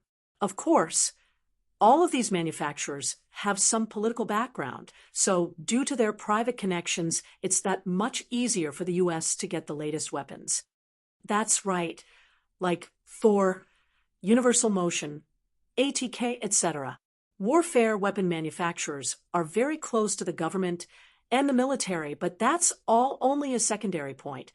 However, the large-scale weapons are indeed restricted and we can't get them, but we can get some lighter weapons easily, Sha One said. Yi Mo nodded. In that case, Sha One, you will be responsible for getting me the latest weapons.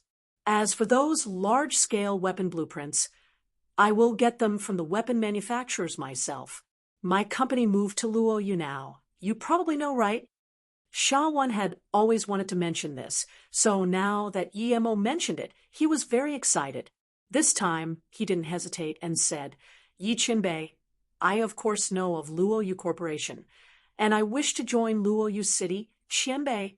Hearing this, Shikai Zhen and Tong Zhu also got excited. They'd long since known about the legendary story of Luoyu Pharmaceuticals, even if they were already Yi Mo's men. That only made them want to join Luoyu all the more. But Yi Mo was talking to Sha One now, so they couldn't really butt in. Yi Mo knew what they wanted and smiled. Of course, since I have mentioned this, it means I am willing to let you join Luoyu City. If you want to go back to Luoyu now, that's fine. And if you stay here, then help me take notice of the US's weapons and get me some of the latest weapons. If the US has any new breakthroughs in technology, make sure to tell me immediately. From a personal perspective, Yi Mo had to admit that America was a very open country, and in that sense much better than many other countries. If not for them trying to devour Luoyu, he wouldn't attack them either. But no matter how strong they were, if they wanted to attack Luoyu, then don't blame him for attacking first. And in their heart, the Americans believed that they were the big brother of the world, and Yi Mo didn't like that. That's fine. I'm willing to stay here to continue the firearms business, Sha One said immediately, and Shikai Zhen and Tong Zhu wanted that too. Yi Mo would of course not mistreat them for being willing to stay and help.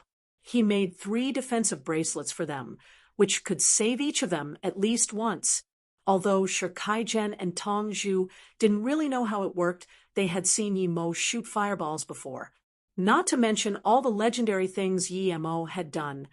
They felt like Yi Mo was a very mysterious and powerful person. Sha One felt reverence towards Yi Mo.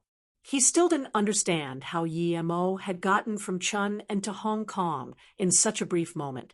Thus, he would think of everything Yi Mo gave him as very precious. Despite Sha One's rejection, Yi Mo still left $50 million with him. Yi Mo had gotten this from Jason. He rarely used money anyway, and if he wanted Sha One to do things wholeheartedly, he needed to give him some money. I still wish to get the large-scale weapon blueprints now. Do you know where the weapon manufacturers keep these things? When Yi Mo asked this, the 3 turned into stone. The first to react was Sha One. Qianbei, you're joking, right? Yi Mo smiled. Of course I'm not. I have to take care of that today because tonight I'll be going for a spin at the San Francisco gang. The 3 thought Yi Mo was crazy. Go to the U.S. weapon dealers and steal their blueprints? But soon they realized that Yi Mo wasn't joking. Yi Mo waved his hand. Just give me the details and I will think of a way. Yi Mo felt that he hadn't done enough in America yet.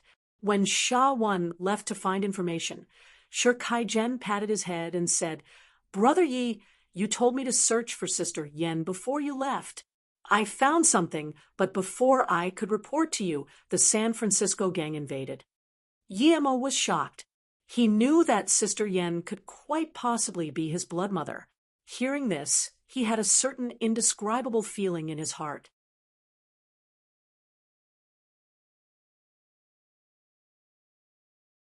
Chapter 552, Mexico Town. Chapter 552. Mexico Town. Ever since he had met Yi Mo, Shikai Zhen had never seen such an expression on his face. He didn't dare hesitate and said, a month ago, I found someone who had been part of the Chinese gang in the past. He was called Lu Shan. After the gang war, the gang leader did indeed send someone to take Sister Yen away. After the Chinese gang was annihilated, some brothers escaped. The Lu Shan I met was one of them. He encountered Sister Yen on the way, as well that person protecting her. When the three met, they realized they had no money, so Sister Yen took off her bracelet for them to sell. But after that brother left, he never came back. They waited for a long time, but the person still didn't come back. A while later, they heard gunshots and didn't dare to keep waiting. It was up to Lu Shan to protect Sister Yen then, but he was quite loyal to the Chinese gang, so he brought Sister Yen to Mezika town and parted with Sister Yen. "Where is this Lu Shan?" After a long while, Yemo asked subconsciously. Shi Kai-jen said guiltily, "I found him in Dali City, but the second time I went to see him, he had already moved away. I think he doesn't want to have any relations with the Chinese gang anymore. I understand him, so I didn't go find him." Then Shi Kai-jen took out an accurate map and handed it to Yemo. "This is the location of that Mezika town. The red, that is the place where they parted ways." Yemo kept staring at the map with such focus that he didn't even know when Sha-1 came in. After a long while, Yemo put away the map and felt worried for Sister Yen. Although he came from Luoyu continent, he still valued sentiment. Otherwise, he wouldn't treat Yi Ling and Yi Zifeng so nice. If Sister Yen was really his mother, then that would mean she was someone with important blood relations with him. Who knew if that abandoned son, Yemo, wasn't really his past life? "Yi Qinbei, I got this information ready. Please take a look." Seeing Yemo return to his senses, Sha-1 quickly handed his findings to Yemo. Yemo took the stack and put it away without looking at it carefully. After a while, he said, "I'll be going out for a while. As for the San Francisco gang, that can wait until I come back." Shi Kai-jen guessed that Yemo would probably be going to that town. He hesitated for a moment, but eventually said nothing. Yemo had come for that Sister Yen last time, meaning that there was some close relation between them. Other things could wait for after he finished dealing with that. Yemo had regained his composure and noticed that Shi Kai-jen wanted to say something. He asked immediately, "What do you want to say?" "Brother Yi, there was one more thing that I didn't find the right moment to say yet. Huang Mei came back to look for you once after you left. She was very disappointed to hear that you had left," Shi Kai-jen replied. "Huang Mei?" Yemo frowned. He didn't know that woman. And this was in the U.S. He didn't remember meeting any women in the U.S. What did she want from him? Seeing this, Shi Kai-jen said, "She was the woman sitting behind Zhu Hongsheng when we first entered the Hong Marshal gang." Yemo immediately recalled that woman had seemed to be helping him no matter the circumstance. He felt strange why a woman he didn't know would be helping him that much. She might have looked average, but she sure was meticulous. Thinking about this, Yemo asked, "How has she been after the Hong Marshal gang was annihilated?" Shi Kai-jen immediately replied, "She is very smart. The day that Zhu Hongsheng rejected her proposal, she immediately left the gang. Later, when Zhu Hongsheng realized his mistake, he couldn't find her anymore." Yemo nodded. She was quite decisive and had left as soon as she realized Zhu Hongsheng wasn't worth helping. But why did she want to find him? He wasn't a gang leader or anything. What did she say? Yemo asked again. Shi Kai-jen said, "She just asked whether the main reason for you coming to San Francisco had been to look for Sister Yen, and when you would come back next. She knew the first part anyway, so I didn't hide it, but as for when you would come back again, I said I didn't know. After she left, I never heard from her again." Yemo didn't ask anything else. This Huang Mei was quite astute, unlike that Peng Yueji. If she could go help Su Yuehua, it wouldn't be bad, but since she had already left, there was no point in thinking about it. Compared to other places in the U.S., or even to other towns in San Francisco, Mezika was extremely basic. The streets seemed messy, the buildings were old, etc. Yi Mo stood at the door of a cafe. It had been newly built, but the Datscher Kaijen had marked on the map conformed to that place. Yi Mo sighed. So many years had passed, it was highly unlikely she would have stayed at this town, and even if she had, it wouldn't be easy to find her. Yi Mo ordered himself some coffee after coming in. It was full of bubbles at the top, so he stirred it and took a sip.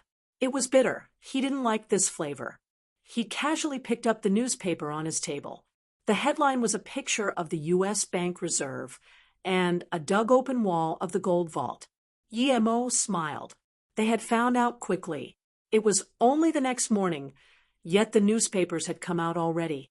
He couldn't understand the English, but he could guess what it was about. Not long after Yi Mo sat down, a blonde girl sat down opposite to Yi Mo with a cup of coffee and asked in English, "Are you Chinese?" Yi Mo understood that much, but he didn't want to talk to her, so he pretended he didn't understand and kept drinking the coffee he didn't like. "May I ask if you're Chinese?" The blonde girl saw that Yi Mo didn't answer her, so she asked again, but this time she used Chinese. Yi Mo nodded helplessly. "Yes, what do you want?" "Oh, great. I want you to help me. No, I think I can help you dash." These words bewildered Yi Mo. She was asking him for help? He had just met her. Also, he didn't need her help with anything. Before Yi Mo said anything, though, she whispered in Yi Mo's ears, "Can we talk outside? I think you might be interested." Yi Mo was already in a bad mood, and now this woman was just making it worse. Yi Mo got up and dumped a $100 bill on the bar and walked out. He only had $100 bills on him. Seeing this, the blonde woman quickly took the bill and paid with her card.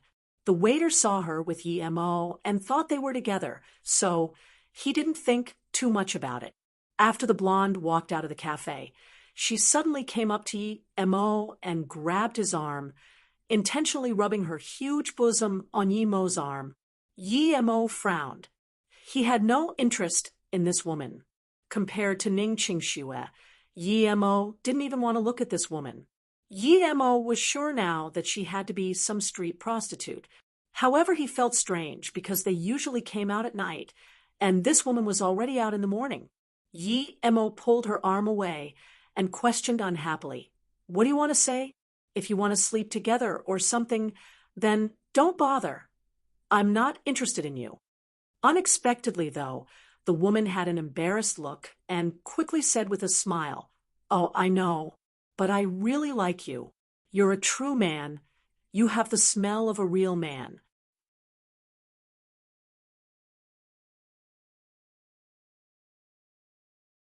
Yi Mo sneered. "I repeat, I am not interested. Please go away." Yi Mo sneered. "I repeat, I am not interested. Please go away." The blonde suddenly said, "It's quite rare for a Chinese person to come to this town. You here on holiday? Perhaps I can show you around town. I know of a lot of places other people don't. The ghost house, spinning battlefield, underground fighting. Anywhere you want to go, I can bring you there. And I charge very little. Just give me 300, no, 200 US dollars, and I can serve you for a day." Yi Mo thought, "This is my first time in town, and it's not like I'm familiar with the place. If someone could show me around, it would save me a lot of time." And the blonde girl's Chinese was fluent, so they could communicate just fine. Thinking about this, Yi Mo suddenly asked, "What's your name? And are you in need of a lot of money?" Hearing this, the blonde quickly said, "I'm Annie, and yes, I really do need all the money I can get. If you get tired, I can even go to bed with you. You just need to give me 200 US dollars. No need to go to bed with me. First, just tell me if there are a lot of Chinese here, and where do they usually live? Also, how much do you know about the history of this town? How long have you been living here?" Yi Mo asked. The blonde quickly answered, "I was born here.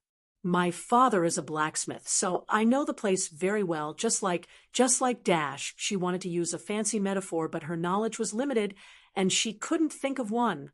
Yi Mo didn't mind. He nodded and said, "Take me to the Chinese region.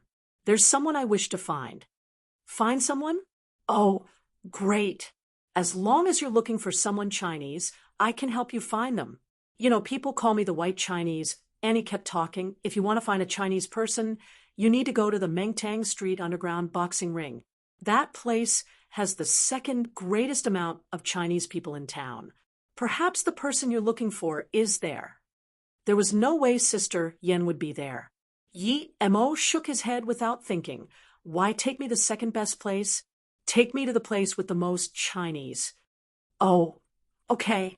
Mister, what's your name?" Annie asked. "I'm Yi Mo. Now just take me to the place with the most Chinese."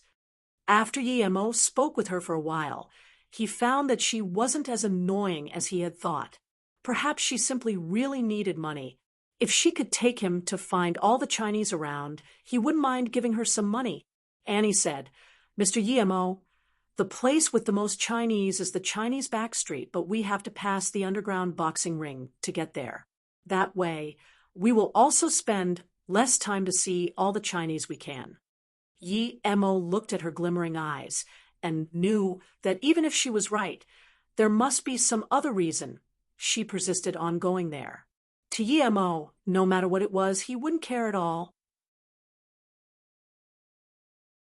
As though realizing her words might arouse some misunderstanding, Annie quickly explained, "You can see Chinese masters fight there, but if you're really not interested, we don't have to go." "It's fine. We might as well go." Yi Mo waved his hand casually. No matter what masters were there, he wouldn't have to worry. This was only some small American town. After all, seeing this, Annie was even happier and exclaimed, "Oh God, you're the best. What a gentleman. All right, just hurry up and go. And call me Mr. Yi from now on." Although Annie was clearly in financial trouble, she wasn't depressed about it at all and made things quite cheerful. Yi Mo also felt a lot better. "Hey, sweetheart," a white man chewing gum walked by Annie and Yi Mo and said with very broken Chinese. Annie ignored the man and pointed at an alleyway, saying, "You can enter the underground boxing ring form there. Let's go." The man saw Annie ignore him, so he walked past Yi Mo and Annie and also entered the small alleyway. They only walked for a bit before people started brushing past them hurriedly. The Chinese amounted to 40% of everyone present. No wonder even some random white man knew a bit of Chinese. After walking past the alleyway, Annie took Yi Mo to a very big hall. There were a lot of people there, and it was very boisterous and rowdy. Small stalls were everywhere. People were drinking, playing card games, eating, and even taking drugs. Yi Mo found the place had people of all sorts of skin colors. Annie smiled to Yi Mo apologetically. "Mr. Yi, it'll get better after we properly enter. This hall is a bit too chaotic. But there are also Chinese here. Perhaps there might be someone you know." Annie seemed to know a lot of people here. As soon as she came in, a bunch of people started greeting her. But Annie knew what her main purpose was, and seeing that Yi Mo didn't like this place, she took him further underground quickly. At the entrance, Annie stopped and looked at Yi Mo awkwardly. "Mr. Yi, could you lend me $200 for now? Trust me, I won't cheat you out of your money." A couple $100 was like a couple of leaves to Yi Mo. He took out $200 and handed them to Annie. "Thank you, Mr. Yi. Let's go in." Annie's expression seemed like she didn't just get 200 but 20K. Yi Mo sighed. Those who were content with what the small things they got were always happy. The two came to the door, and Annie gave the $200 entrance fee and took Yi Mo in. Yi Mo saw the boisterous crowd and immediately knew that Annie probably had her own thing going on and that was why she had wanted to come there. But Yi Mo saw that there were indeed a lot of Chinese. A few of them were shouting in front of the stage. "Annie, you're here so early," a very fluent Chinese speaker said. It was an Asian young man in his 20s. He seemed to have some head injuries and was bandaged. He looked at Yi Mo. Annie was going to make Yi Mo wait, while she looked for the young man, but he had come out unexpectedly. Annie gave $300 to the guy awkwardly and said, "Yemo is my new friend. Don't worry about anything and go sign up first. I came to see your match tonight." Yemo realized that $300 had completely come from him. The young man hesitated before taking the money and said, "I won't let you and Sister Cece down." Then he turned into the crowd and entered the competing area. "Sorry, Mr. Yi, I might have tricked you a bit, but don't worry, I will take you through this entire town for sure. If the person you're looking for is really here, I will find them for you," Annie apologized. Meanwhile, as Yi Emo looked at that young man, he felt a sense of familiarity.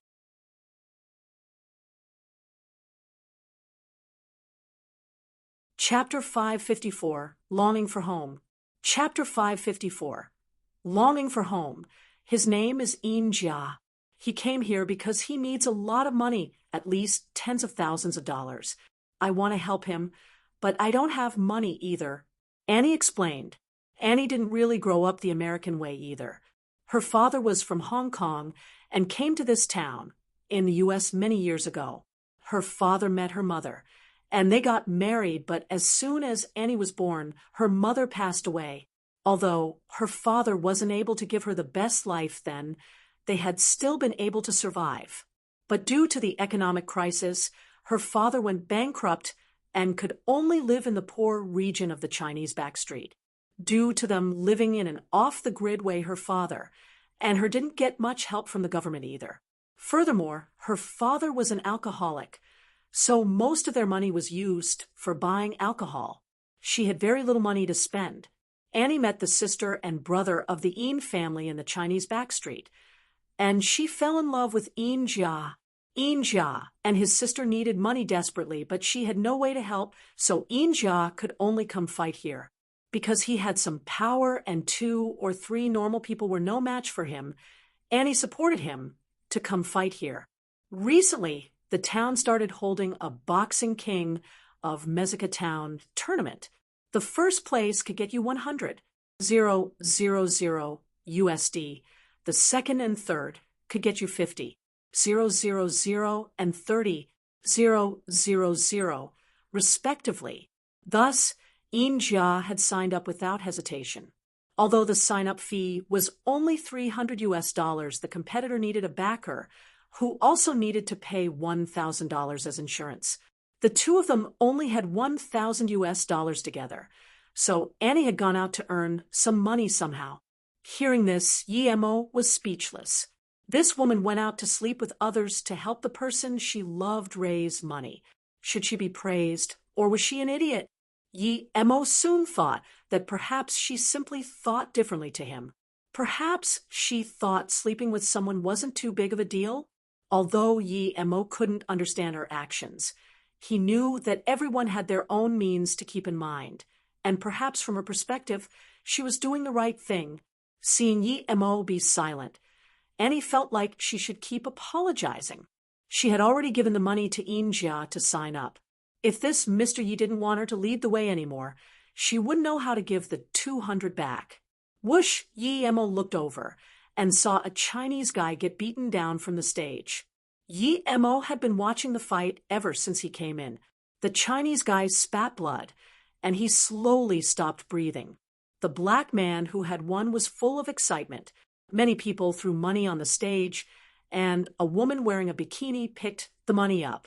She did all sorts of seductive poses to attract people to throw more money. People casually got beaten to death. Yemo looked at those people in shock. Noticing Yemo's surprise, Annie quickly said, "If you want to go further inside to take a look, you have to pay more. By the way, just like that man, most winners get rewarded even if they don't reach the top 3. The government doesn't care?" Yemo asked with a frown. Annie shook her head. "Of course they don't. Sometimes some people come here for a check, but before they do, everyone here gets notified, so there can't be any problems at all. Aren't you worried that In Jia might also be beaten up like that?" Yemo thought it weird that being In Jia's girlfriend, she wasn't being the first to stop him from going up there. Instead, Annie seemed very supportive of Jia fighting. Annie shook her head. Jia can win. I trust him. So why should I worry? Mo was speechless, but he didn't care either way, and just scanned the underground fighting ring. It was just as he had thought. Although there were a lot of Chinese here, he didn't recognize anyone. In fact, there weren't that many chintz women. Let's go. Take me to the Chinese back street, Mo said. He had some hopes for that place. If Sister Yen was in the town, there was a 90% chance she was there because that was the ghetto for Chinese people. She had come there by herself, so she wouldn't have had anywhere else to go. Ooh, the Chinese back street really was a slum indeed.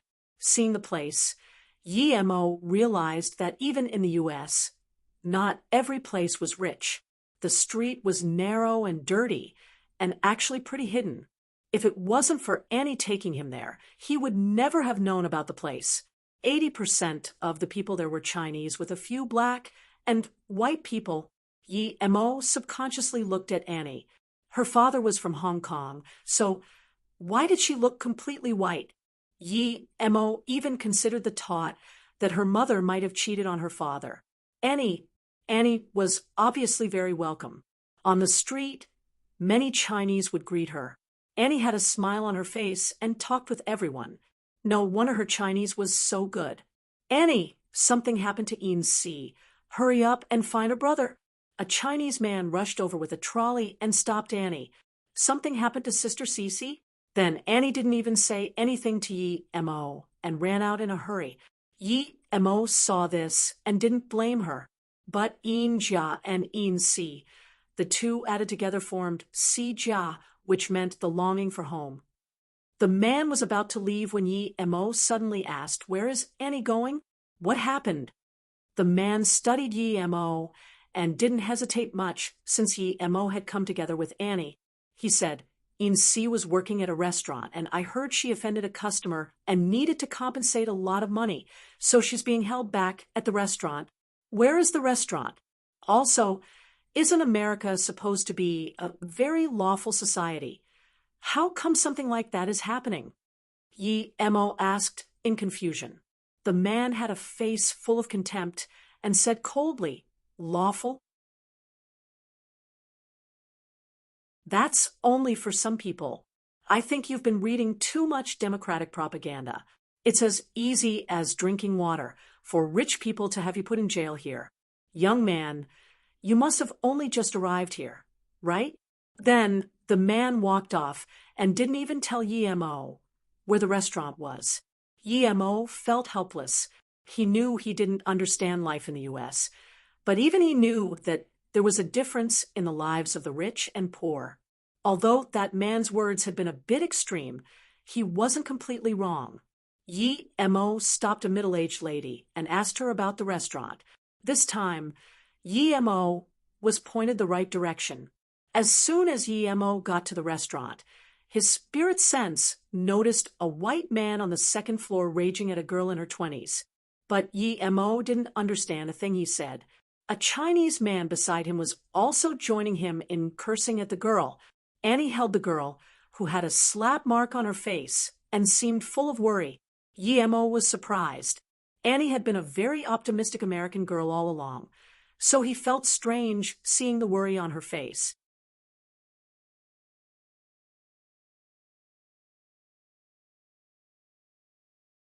Mo went up to the second floor and said to Annie, "Annie, you took my money, so why aren't you leading the way for me now?" Mo went up to the second floor and said to Annie, "Annie, you took my money, so why aren't you leading the way for me now?" Annie was already worried and at a loss about what to do. Now that Mo suddenly appeared, she became even more worried. "I'm sorry, Mr. Yi. Please wait for me outside for a bit. I will be out soon." Annie knew she wouldn't be getting out any time soon, but she knew who that white man was. Perhaps Mo would be dragged into trouble eventually too. What is going on? Mo looked at the girl who had been slapped and walked over. Seeing this, Annie could only say, "Sister Cece broke the customer's belongings and she can't afford them." Yi Mo immediately understood what was going on. After Yi Mo's sudden intervention, the white man and Chinese man finally reacted. "Who are you?" The middle-aged man studied Yi Mo and asked in contempt. "I'm a friend of Annie's. What did they break? And why are you hitting people?" Yi Mo scanned the man and asked casually. Yi Mo soon found that the white man had a gun in his pocket, and not far away stood two robust-looking guys. Hearing this, the middle-aged man sneered and said slowly, "In-si is a worker at my restaurant, and Edward is our honorable guest." In-si broke his white jade statue. "Don't you agree that needs to be compensated? Because In-si is my worker, I'm only asking her to pay 10% of it. The remaining amount will be paid by me. But if she doesn't even want to pay 10% of it, what should I do? If she keeps refusing, I can only send her to jail." "Mr. Ross, you know she can't pay that much, yet you still ask her to pay 1 million. Moreover, can that thing really be worth 10 million? You're doing this intentionally, aren't you?" Your Annie wanted to argue, but then looked at the white man and swallowed back her words. "You don't have the money?" Ross glanced at Annie and In-si and sneered, but didn't say anything. After Yi Mo came, the white man no longer cursed at In-si. Instead, he signaled for his bodyguards to block the entrance downstairs. "What is this thing that has a 10% cost of 1 million? Yi Mo suddenly asked again. Ross sneered. "However much the customer says it's worth, that's how much it's worth. If you can't pay what you broke, shouldn't you at least know how to kneel down?" Suddenly, Ross felt that he actually shouldn't be answering Yi Mo. Who was this guy, and how dare he question him like that? He scanned Yi Mo and said, "Who are you to In-so anyway? Do you want to pay for it? If you don't, what's the use of asking this and that?" Yi Mo smiled. "I want to pay, but I don't see the object in question. If it really is worth 1 million, perhaps I will pay you." Ross wanted to speak in derision, but before he could say anything much, he froze. Yi Mo was holding 3 stacks of freshly printed dollars. There had to be at least 20K in his hands. Before anyone could react, though, Yi Mo waved his hand, and the money magically disappeared. Ross's eyes went green. If this young man could casually take out 20K, he must have more. Those dollars had seemed fresh from the bank. Edward also saw the USD, and his eyes started glimmering, but he soon covered up his greed. His eyes moved around as he began scheming. Yi Mo looked at the two and sneered. It was just 20K, yet these two were getting greedy for it.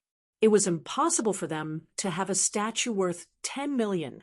Annie's eyes also brightened up. She couldn't understand how Yi Mo could have put the money in his thin layer of clothes, but she didn't accept Yi Mo to be this wealthy. Everyone used credit cards, so who would carry so much cash like that? But Annie knew the situation wasn't good, because Edward had also seen the money on Yi Mo. And Edward was a notorious man in Mexico. In-si subconsciously looked at Annie. She knew all of Annie's friends. Since when did she know someone this rich? Before Ross could say anything, Yi Mo continued. "Since you want me to compensate, shouldn't you at least show me what I'm compensating? I need to know where it's broken." If he weren't concerned that Annie and In-si might be affected, he would have killed the two already. Things wouldn't be so troublesome then. Oh, of course. Ross then took out a white jade statue from the room behind him and passed it to Yi Mo. "This is it. Edward spent 10 million to get this from an auction. It's from ancient Roman ruins." Yi Mo sneered. He didn't even need to look at it to know that it had been made from a modern type of glass. The thing was worth at most $10. Yi Mo saw a crack at the back. These two were obviously scamming In-si, but In-si didn't look rich. In that case, why were they scamming her? Yi Mo looked at In-si. Although she looked clean and decent, it wasn't like she was mind-blowingly pretty. How could someone like Edward and Ross be interested in her? Yi Mo then looked at the statue.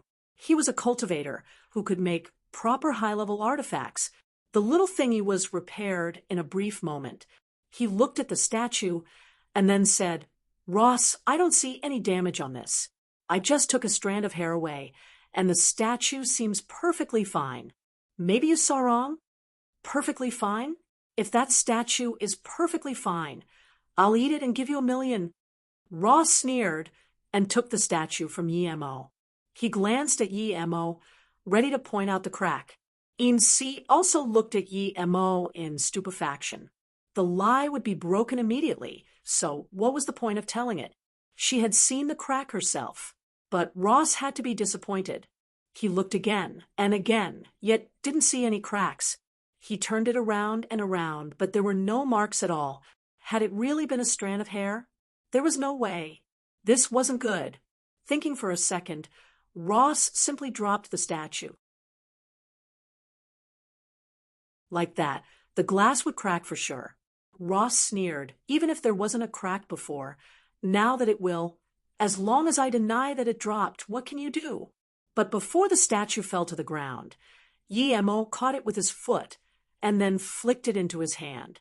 Yi Mo held the thing and sneered, "Mr. Ross, this statue is perfectly fine, so if you drop it on the ground, you will have to pay for it."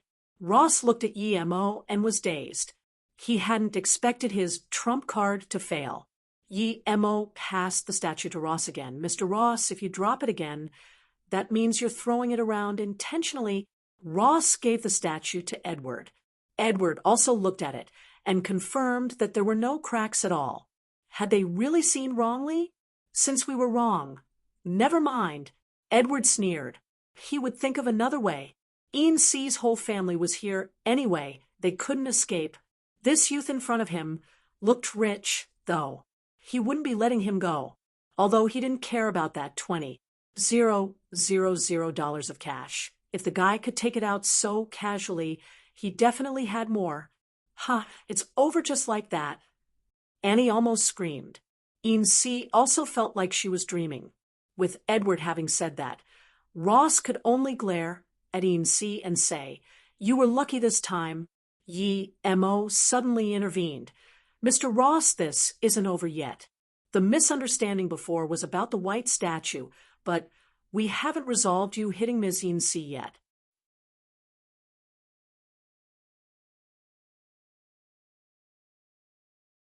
Chapter 556. Price is negotiable. Chapter 556. Price is negotiable. Everyone looked on dumbly at Yi Mo. Who was Edward? Who could dare question one of his men in front of him? That was asking to die. "What's the big deal with me beating her? She did something wrong. Can't she be beaten then?" Ross was so angry, he started laughing. Yi Mo's tone went cold. What did In-si do wrong? She broke dash. Ross suddenly stopped. The white jade statue was completely fine. Ross looked at Edward and knew that their target should now be changed to Yi Mo. Thinking about this, Ross quickly took out a $100 bill and gave it to In-si, saying, "One slap for $100. "You're lucky." Yi Mo took that $100 bill and gave it a look, after which he took out a $100 bill from his own pocket and gave it to Ross. "How could I take your money?" "Here, I'll give you this 100. Ross subconsciously took the money, sneering, "I thought you were tough, but you don't even dare take my money."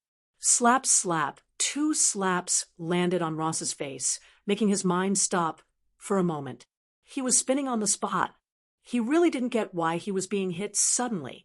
"Although I have quite a bit of money, I can't waste too much on a pig." 2 slaps for 200 it is, Yi Mo said. But these 2 slaps were of a different caliber. Ross spat out a bunch of teeth and felt a burning sensation on his face. He couldn't even speak as he slumped to the ground. Everyone was dazed. No one had expected Yi Mo to have the guts to hit someone in front of Edward, and so harshly at that. Edward's face went bleak. Just when he wanted to speak, Yi Mo stopped him. "Edward, I'm very interested in your white jade statue. I believe it's very valuable, and I'm wondering whether you have any more valuable antiques over at your place. I'd gladly go back with you and buy some from you. Of course, as long as it's valuable. The price is negotiable." "What This young man wanted to go back to his place and buy his antiques. Edward wanted to laugh. There was still such good luck in the world, and he had encountered it. He had been troubled trying to come up with a way to bring the young man away all along. The young man knew the jade statue was worth 10 million, yet still wanted to go with him. Didn't that mean he had a lot more money? Thinking about it, Edward's heart was on fire. While he was getting excited, Yemo sighed. I wanted to buy some treasures from America before going back, and today I finally found someone who owns real treasures. Then Yemo took out a card and waved it in front of Ross. I really need to thank you for giving me the opportunity to get to know Mr. Edward. Otherwise, where would I go to spend all this money? It was as though Yemo had so much money that he didn't even know how to spend it. Edward's bleak expression disappeared immediately. It turned into a fervent smile. He looked at Yemo as though he was looking at dollar bills. Mr. Yi, you dash, Annie was dazed. She really didn't get how Yemo could be this dumb. He was asking to die trying to do business with Edward. In-si was also worried. She didn't know Yemo, but even if she did, and she tried to stop him from making Edward earn a fortune, her family wouldn't live to see tomorrow's sun, and this young man would still be tricked into doing business with Edward afterwards.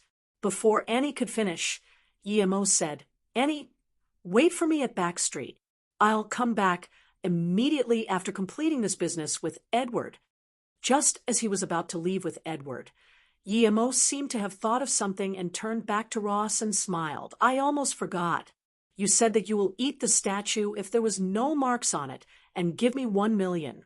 But the white statue is worth so much, so of course I can't let you eat it. Although 1 million is just change to me, but it's still my money. I will have to take it, Mr. Ross. Ross covered his mouth and wanted to go to the hospital as soon as possible, but he didn't dare to move. This youth was really asking him for 1 million? Was he crazy? You don't want to give it to me? Seeing how Ross wasn't talking, Yemo didn't leave with Edward and walked back in front of Ross again. Ross looked pitifully at Edward. He knew that Edward was going to do business with Yemo now and wasn't going to do anything to him, but 1 million was a big sum to him. His total fortune amounted to only 2 million. Ross, you said it, so you should give it to him. Edward's words made him understand that all hope was lost. He hatefully transferred Yemo 1 million. That represented many years of his savings. Yemo waved the card in his hand again. Ross, to be honest, 1 million is like a drop of water in the sea in my account. It's your honor for me to be taking your money. Mr. Edward, let's go do business. This place is too boring. In-si and Annie couldn't do anything as they watched Yemo and Edward leave. Annie, who is this person? How did you meet him? In-si asked desperately. Annie said, I needed a couple $100, so I found him. What, Annie? Don't tell me you dash. In-si's face changed drastically. She knew her brother was in a relationship with Annie. If Annie had gone to bed with someone else, what would she do?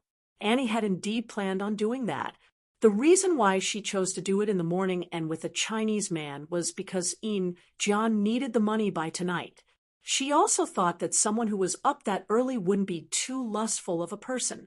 But those who lived in the town all had a very loose lifestyle, and thus wouldn't wake up early. Yemo was a foreign Chinese man, and he looked clean. When she approached Yemo, she did indeed like the refreshing smell on him. Going to bed with someone she didn't dislike while earning the money she desperately needed. Of course, that was more than Annie could have hoped for. She just hadn't expected Yemo to be unwilling. Even though Annie didn't really care about it, when she saw In-si's face, she immediately knew that In-si was disgusted by it. So she waved her hand and denied it. No, I didn't go to bed with him. How could I? I was just showing him the way.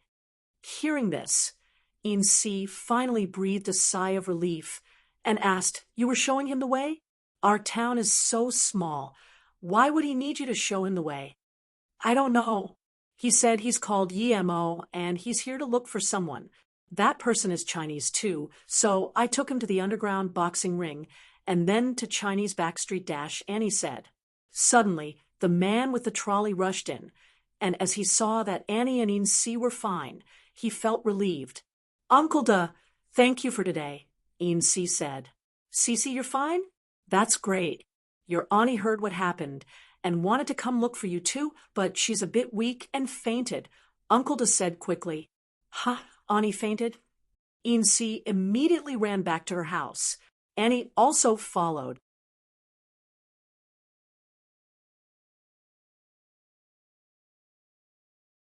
Mezika might have been only a small and poor town in the U.S. There was one significant figure there, Edward. Mezika might have been only a small and poor town in the U.S. There was one significant figure there, Edward. Although he wasn't that significant, his family, the Boer family, were a member of the famous Black Hand gang in the U.S. In reality, Edward no longer counted as a member of the Boer family, but other people didn't know that. The reason why Mezika town had stayed the way it was greatly due to Edward. Edward used his family's name to earn money in the town, but since he never stepped out of bounds, he'd stayed on good terms with the local government. At times, they would even work together. The largest private manor in town, Alcide, belonged to Edward. He had around 40 to 50 men working for him. Sometimes he would even commit some robberies at nearby towns, but what was clever about him was that he never touched the government's bottom line.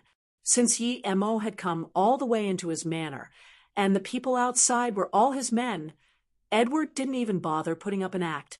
He was sure that no matter how good Yi Mo was at explaining himself, he would have to give Edward the money obediently with his means. Edward, your house is really big. You must have earned a lot in this town, Yi Mo suddenly said. Edward shook his head. This Chinese young man was probably dumb. He didn't even understand that he had fallen into a hunter's trap. Edward couldn't wait to see how this young man would be begging him for mercy. I think that compared to my manor, you would be much more interested in my collection. Many look like mere glass, but are actually beautiful antiques. I'm sure you would love to buy them. Ha ha. Edward laughed. What he hadn't expected was that the young man would nod and seriously say, yes, compared to antiques, I in fact prefer glass collectibles. Glass products need to be modeled, burned, and even intricately marked. They are much harder to make than those antiques you can just dig out from underground. Edward was stunned. Was this guy really an idiot? Yi Mo sneered. He knew that the reason why Edward had brought him here was to force him to give up all his money. Yi Mo wasn't a cold-hearted person. He could see how much authority Edward had in this town, and that if he left just like that, Annie and Insi would be doomed. Hence, Yi Mo couldn't leave just like that. Moreover, he could maybe even earn a little fortune here on the side. The moment Edward spoke, Yi Mo knew that the man would be going for the attack soon. This guy was really desperate. He couldn't even wait for them to go inside. Yi Mo wanted to sneer at him, but suddenly stopped in his tracks. Seeing Yi Mo stop, Edward thought that Yi Mo had realized that he was going to harm him and that he wanted to run. So he had been acting dumb. Edward signaled to the people at the door, and the gates were immediately closed. But what unexpectedly, Yi Mo didn't try to leave at all. Instead, he started walking faster towards his manor, as though he were attracted by the beauty of it. Edward was, in fact, right. Yi Mo had truly been attracted indeed. More than that, he was shocked. Edward's manor was full of lush green plants and fresh air that was of unimaginable quality. Yi Mo was feeling much stronger spirit chi than on the outside. That's right, spirit chi. What shocked Yi Mo even more was that it was as though all the plants in Edward's manor were being fed with spirit water. Could this be a spirit or mine? Or is there a spirit well? Yi Mo was dazed and excited. If not for him being super lucky and having a good heart, how could he ever have found a place like this? Mr. Edward, your place is just too nice. I love it already. Yi Mo cooled his heart and acted as though he hadn't seen the men behind him. Edward smiled bleakly. That's great. Since you love it so much, go ahead and take a good look. Yi Mo sent his spirit sense out, but found no spirit wells or spirit mines. What was this? Mr. Edward, am I imagining things, or are your flowers and plants different from others? I feel like the air here is great, Yi Mo said casually. Although Yi Mo was already dead meat to him, Edward didn't want to pass up on the chance to show off. He laughed and said, I've had specialists take special care of the place, and it's perfect for living. Yi Mo thought for a while, and then asked in confusion, Mr. Edward, what is your secret to such a good environment? Of course, if you're willing to tell me your secret, it'd be more than worth it to give you tens of millions for it. How much you give won't be up to you. Edward snarled, and then turned to the men behind him, ordering them, drag him in. I want to see just how much I can get out of him. Wow, you're boring. Yi Mo looked at Edward and shook his head. Before Edward could react, Yi Mo shot out a couple of fireballs, and those 7 men were quickly turned to dust. Edward looked at his men as they disappeared in the blink of an eye and rubbed his eyes, thinking he was seeing things. The next moment, Yi Mo held Edward's neck and dragged him around his manor. A short while later, Edward realized that all of his men had been turned to dust, except for some servants. Yi Mo then dragged him to the guest hall and dumped him on the ground. Edward just realized what predicament he had put himself into. This King Chinese. What magic was he using?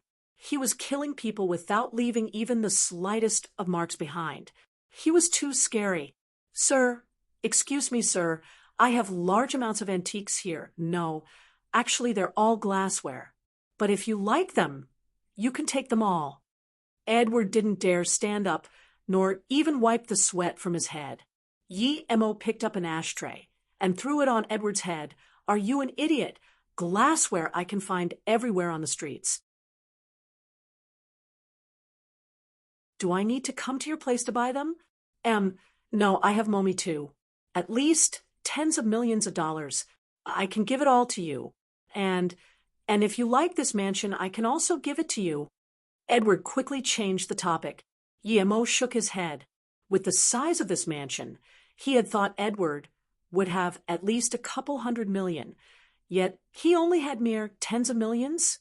What a poor guy. But something was always better than nothing.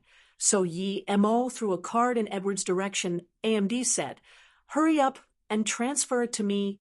Edward picked up the card carefully and glanced at Yi Mo, wanting to ask if Yi Mo would spare his life afterwards, but he saw a fireball suddenly emerge from Yi Mo's hand, and he quickly did as told.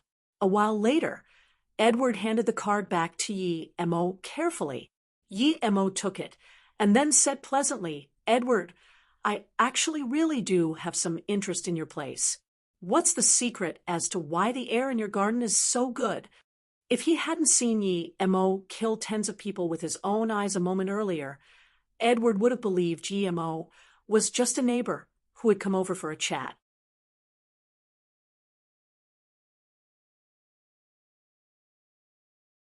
Chapter 558. Source of the Spirit Qi. Chapter 558.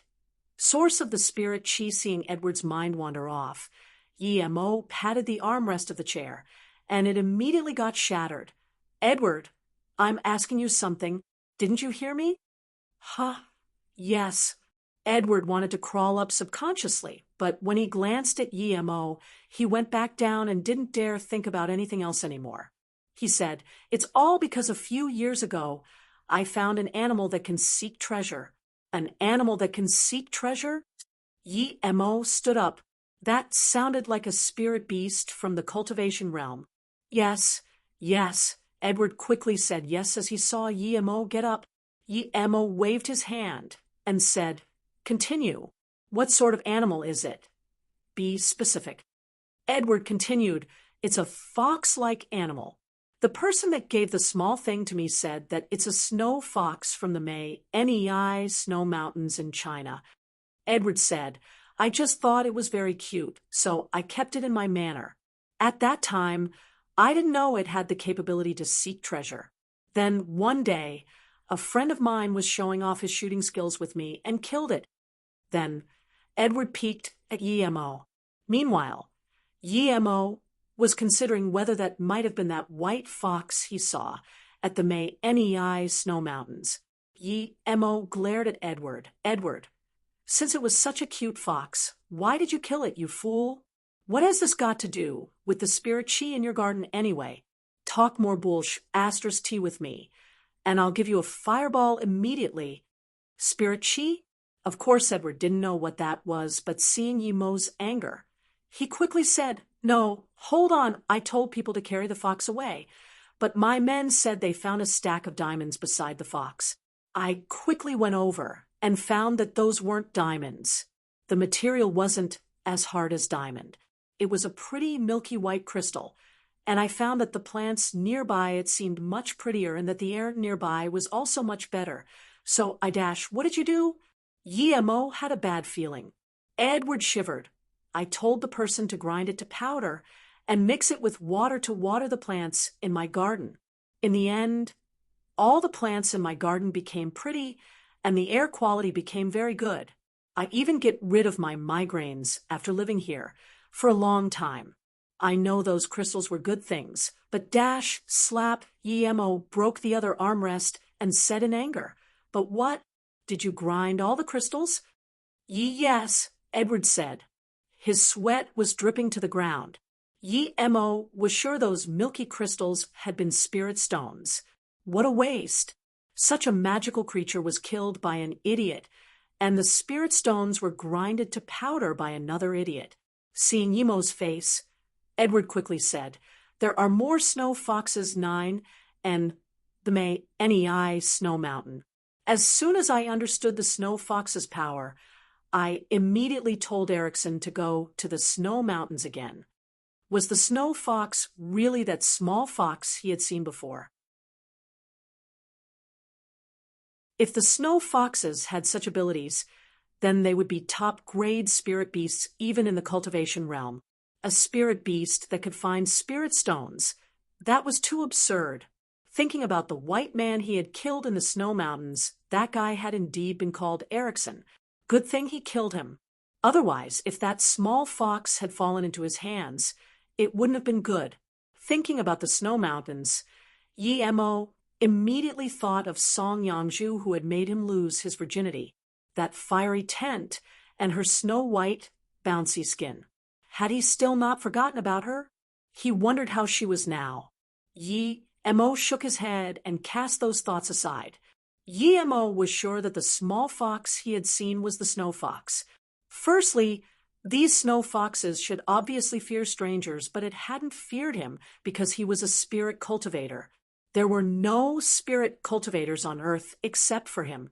The fox must have felt that he was different.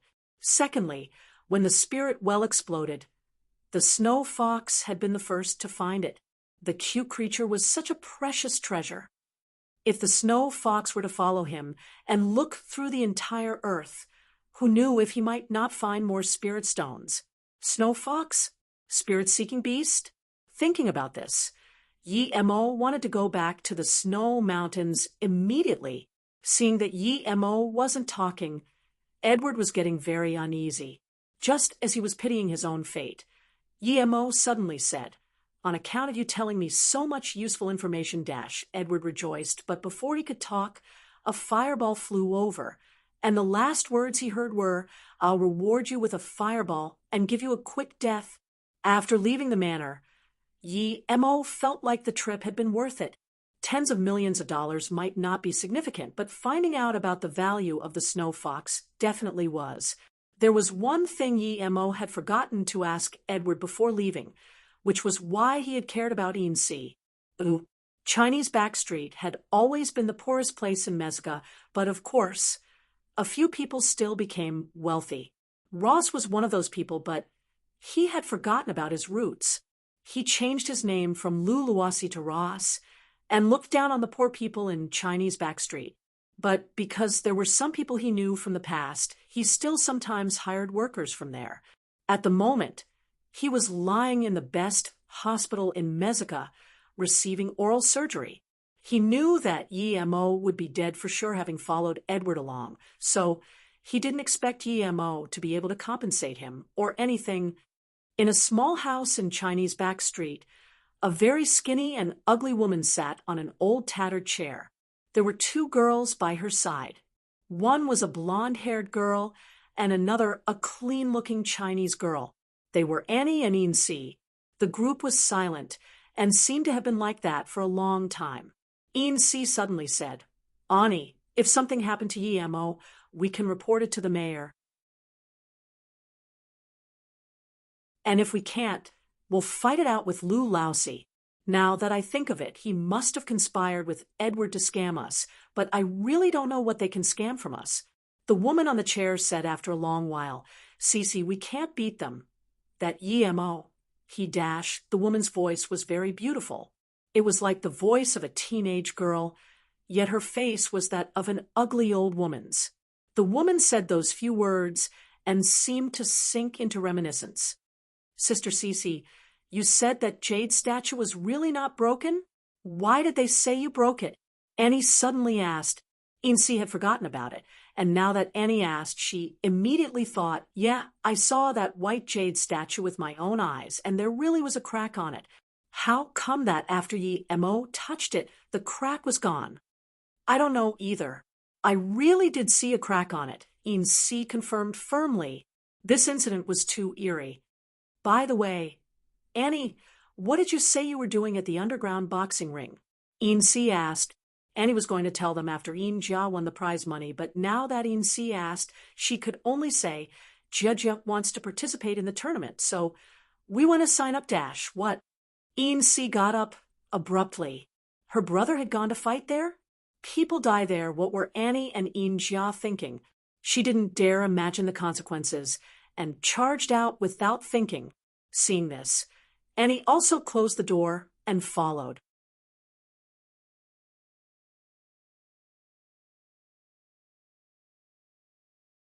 When Yi Mo returned to Chinese back street, he thought he would find Annie immediately, but saw that she wasn't waiting for him there. Yi Mo didn't mind, though. He could search even the entire street with his spirit sense in an instant. When Yi Mo returned to Chinese back street, he thought he would find Annie immediately, but saw that she wasn't waiting for him there. Yi Mo didn't mind, though. He could search even the entire street with his spirit sense in an instant. There were at most 1,000 or 2,000 people there, so it really wasn't a big deal for him, and he knew he was looking for a woman, so his search parameter was much smaller than that. As Yi Mo went along the street to the corner of it, his spirit sense made him stop because of a suspicious room. The room was dark and had only a tattered chair and an ugly and old woman inside. It was when Yi Mo saw this woman that he stopped. This woman had masqueraded her looks. She wasn't actually that ugly. She had just rubbed a layer of substances on her face.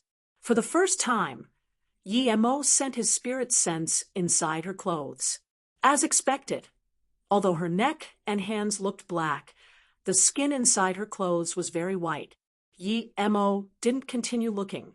However, regardless of whether or not this person was Sister Yen, she probably had no relation to him, because Yi Mo saw that behind her ear was some baby hair, which signaled she was a virgin.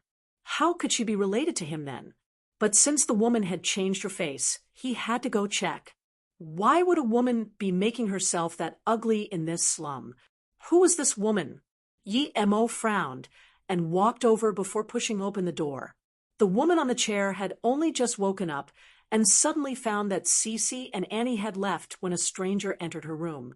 She was shook and subconsciously took a shirt to block herself.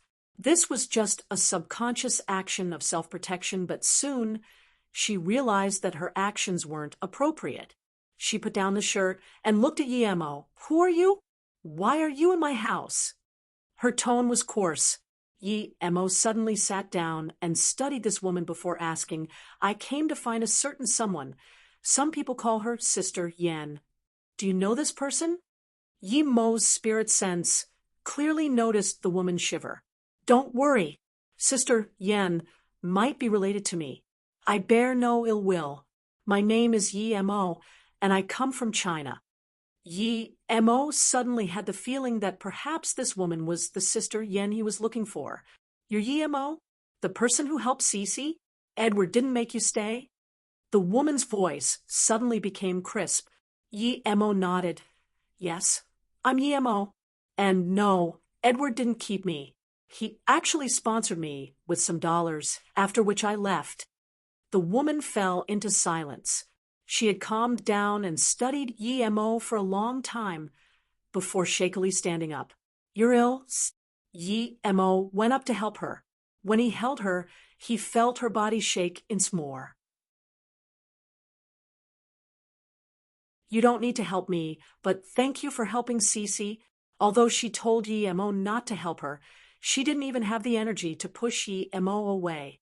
She probably knew what Edward sponsored me meant. She had been in the Chinese gang for long enough to understand that. Yi Mo took out a bracelet and handed it to her. I came here thanks to this bracelet. When she saw the bracelet, she suddenly grabbed it as tears flowed out of her eyes uncontrollably. Yi Mo saw this and guessed that she was most likely that Sister Yen. The bracelet belonged to her. Yi Mo took out a Lotus Life pill and fed it to her without hesitation. Then he grabbed her hand and started helping her treat her meridians. 10 minutes later, the woman spat out some blood, and impurities started seeping out of her body. Under the intense nourishment of his qi and the Lotus Life pill, she fell unconscious. Yi Mo sighed. He knew that it was due to long-term stress. Good thing he had come in time. If that had dragged on for another year, or even only half a year, she would have been done for. Yi Mo didn't wake her up because her meridians were in the process of rapidly developing. A few minutes later, she woke up by herself, and as she smelled the putrid smell coming from her body, she screamed and rushed into the shower without saying anything to Yi Mo. Yi Mo laughed to himself. No matter what age a woman was, she would of course still care about that a lot. But Yi Mo soon heard another scream in the shower and charged over without hesitation, finding her unconscious in one corner of the shower with blood on her head. Yi Mo didn't know how she had fallen, but he hesitated about helping her. Suddenly, Yi Mo thought, what am I hesitating about? Annie and Insi both weren't there. Although she had taken off her clothes, she was at least 40 years old. Furthermore, he had already seen her now, so it would only be more awkward if he woke her up like that. Hence, he might as well help her get dressed. But as Yi Mo started washing her with water ball magic, he found that he might have been wrong. He thought she would be quite old for sure, yet now he realized she wasn't like a woman in her 50s at all. Her skin was even whiter than Song Yangju's, and her chest wasn't slumping at all. Yi Mo didn't dare to keep looking. He quickly cleaned her up and put a set of clothes on her. He even removed the scarring on her head. He also helped her remove the stuff on her face. Then he put her on a layback chair and waited for her to wake up while he studied the house a bit. The house was very old, and the living room was very small. It had 3 rooms. Yi Mo half thought Insi and Injia were her children, but now he knew they weren't. Si Jia. So this woman had given him the name. Huh? That meant that she was longing for home. Yi Mo sighed. Life had really been hard on this woman. Yi Mo looked at her again and was dazed. She wasn't Sister Yan. He had Sister Yan's photo, and they didn't appear to be the same person. He had hurriedly washed her up and didn't even realize that this woman was so beautiful that she was actually on par with Luo Ying. In fact, Yi Mo could see a shadow of Luo Ying in her. Was she related to Luo Ying? That was impossible. While Yi Mo was busy guessing who she was, the woman opened her eyes. She looked up and saw Yi Mo and suddenly thought of something. She touched her clothes and immediately her face drastically changed. It turned first red and then white. She had seen that the scars on her waist had disappeared in the shower and had fallen over in shock on the spot. But now she had been washed clean and even had clothes on. She didn't need to think much to figure out that Yi Mo had done that. Sorry, it was an emergency, so I helped you a bit. He saw the woman look at her clothes again, so he could only say, I didn't know where your clothes were, so I could only take out a set of my wife's clothes. You're already married? Her expression eased a bit. Yi Mo nodded. Although we haven't had a wedding yet, but yes, I'm married. The woman obviously misunderstood. Yi Mo. She thought Yi Mo meant that they hadn't gotten married yet, but were already living together. Then she took out the bracelet again and couldn't help but tear up once more. You're tuning into the Mystic Fist YouTube channel. Don't forget to subscribe and join us on this journey to catch the most captivating stories.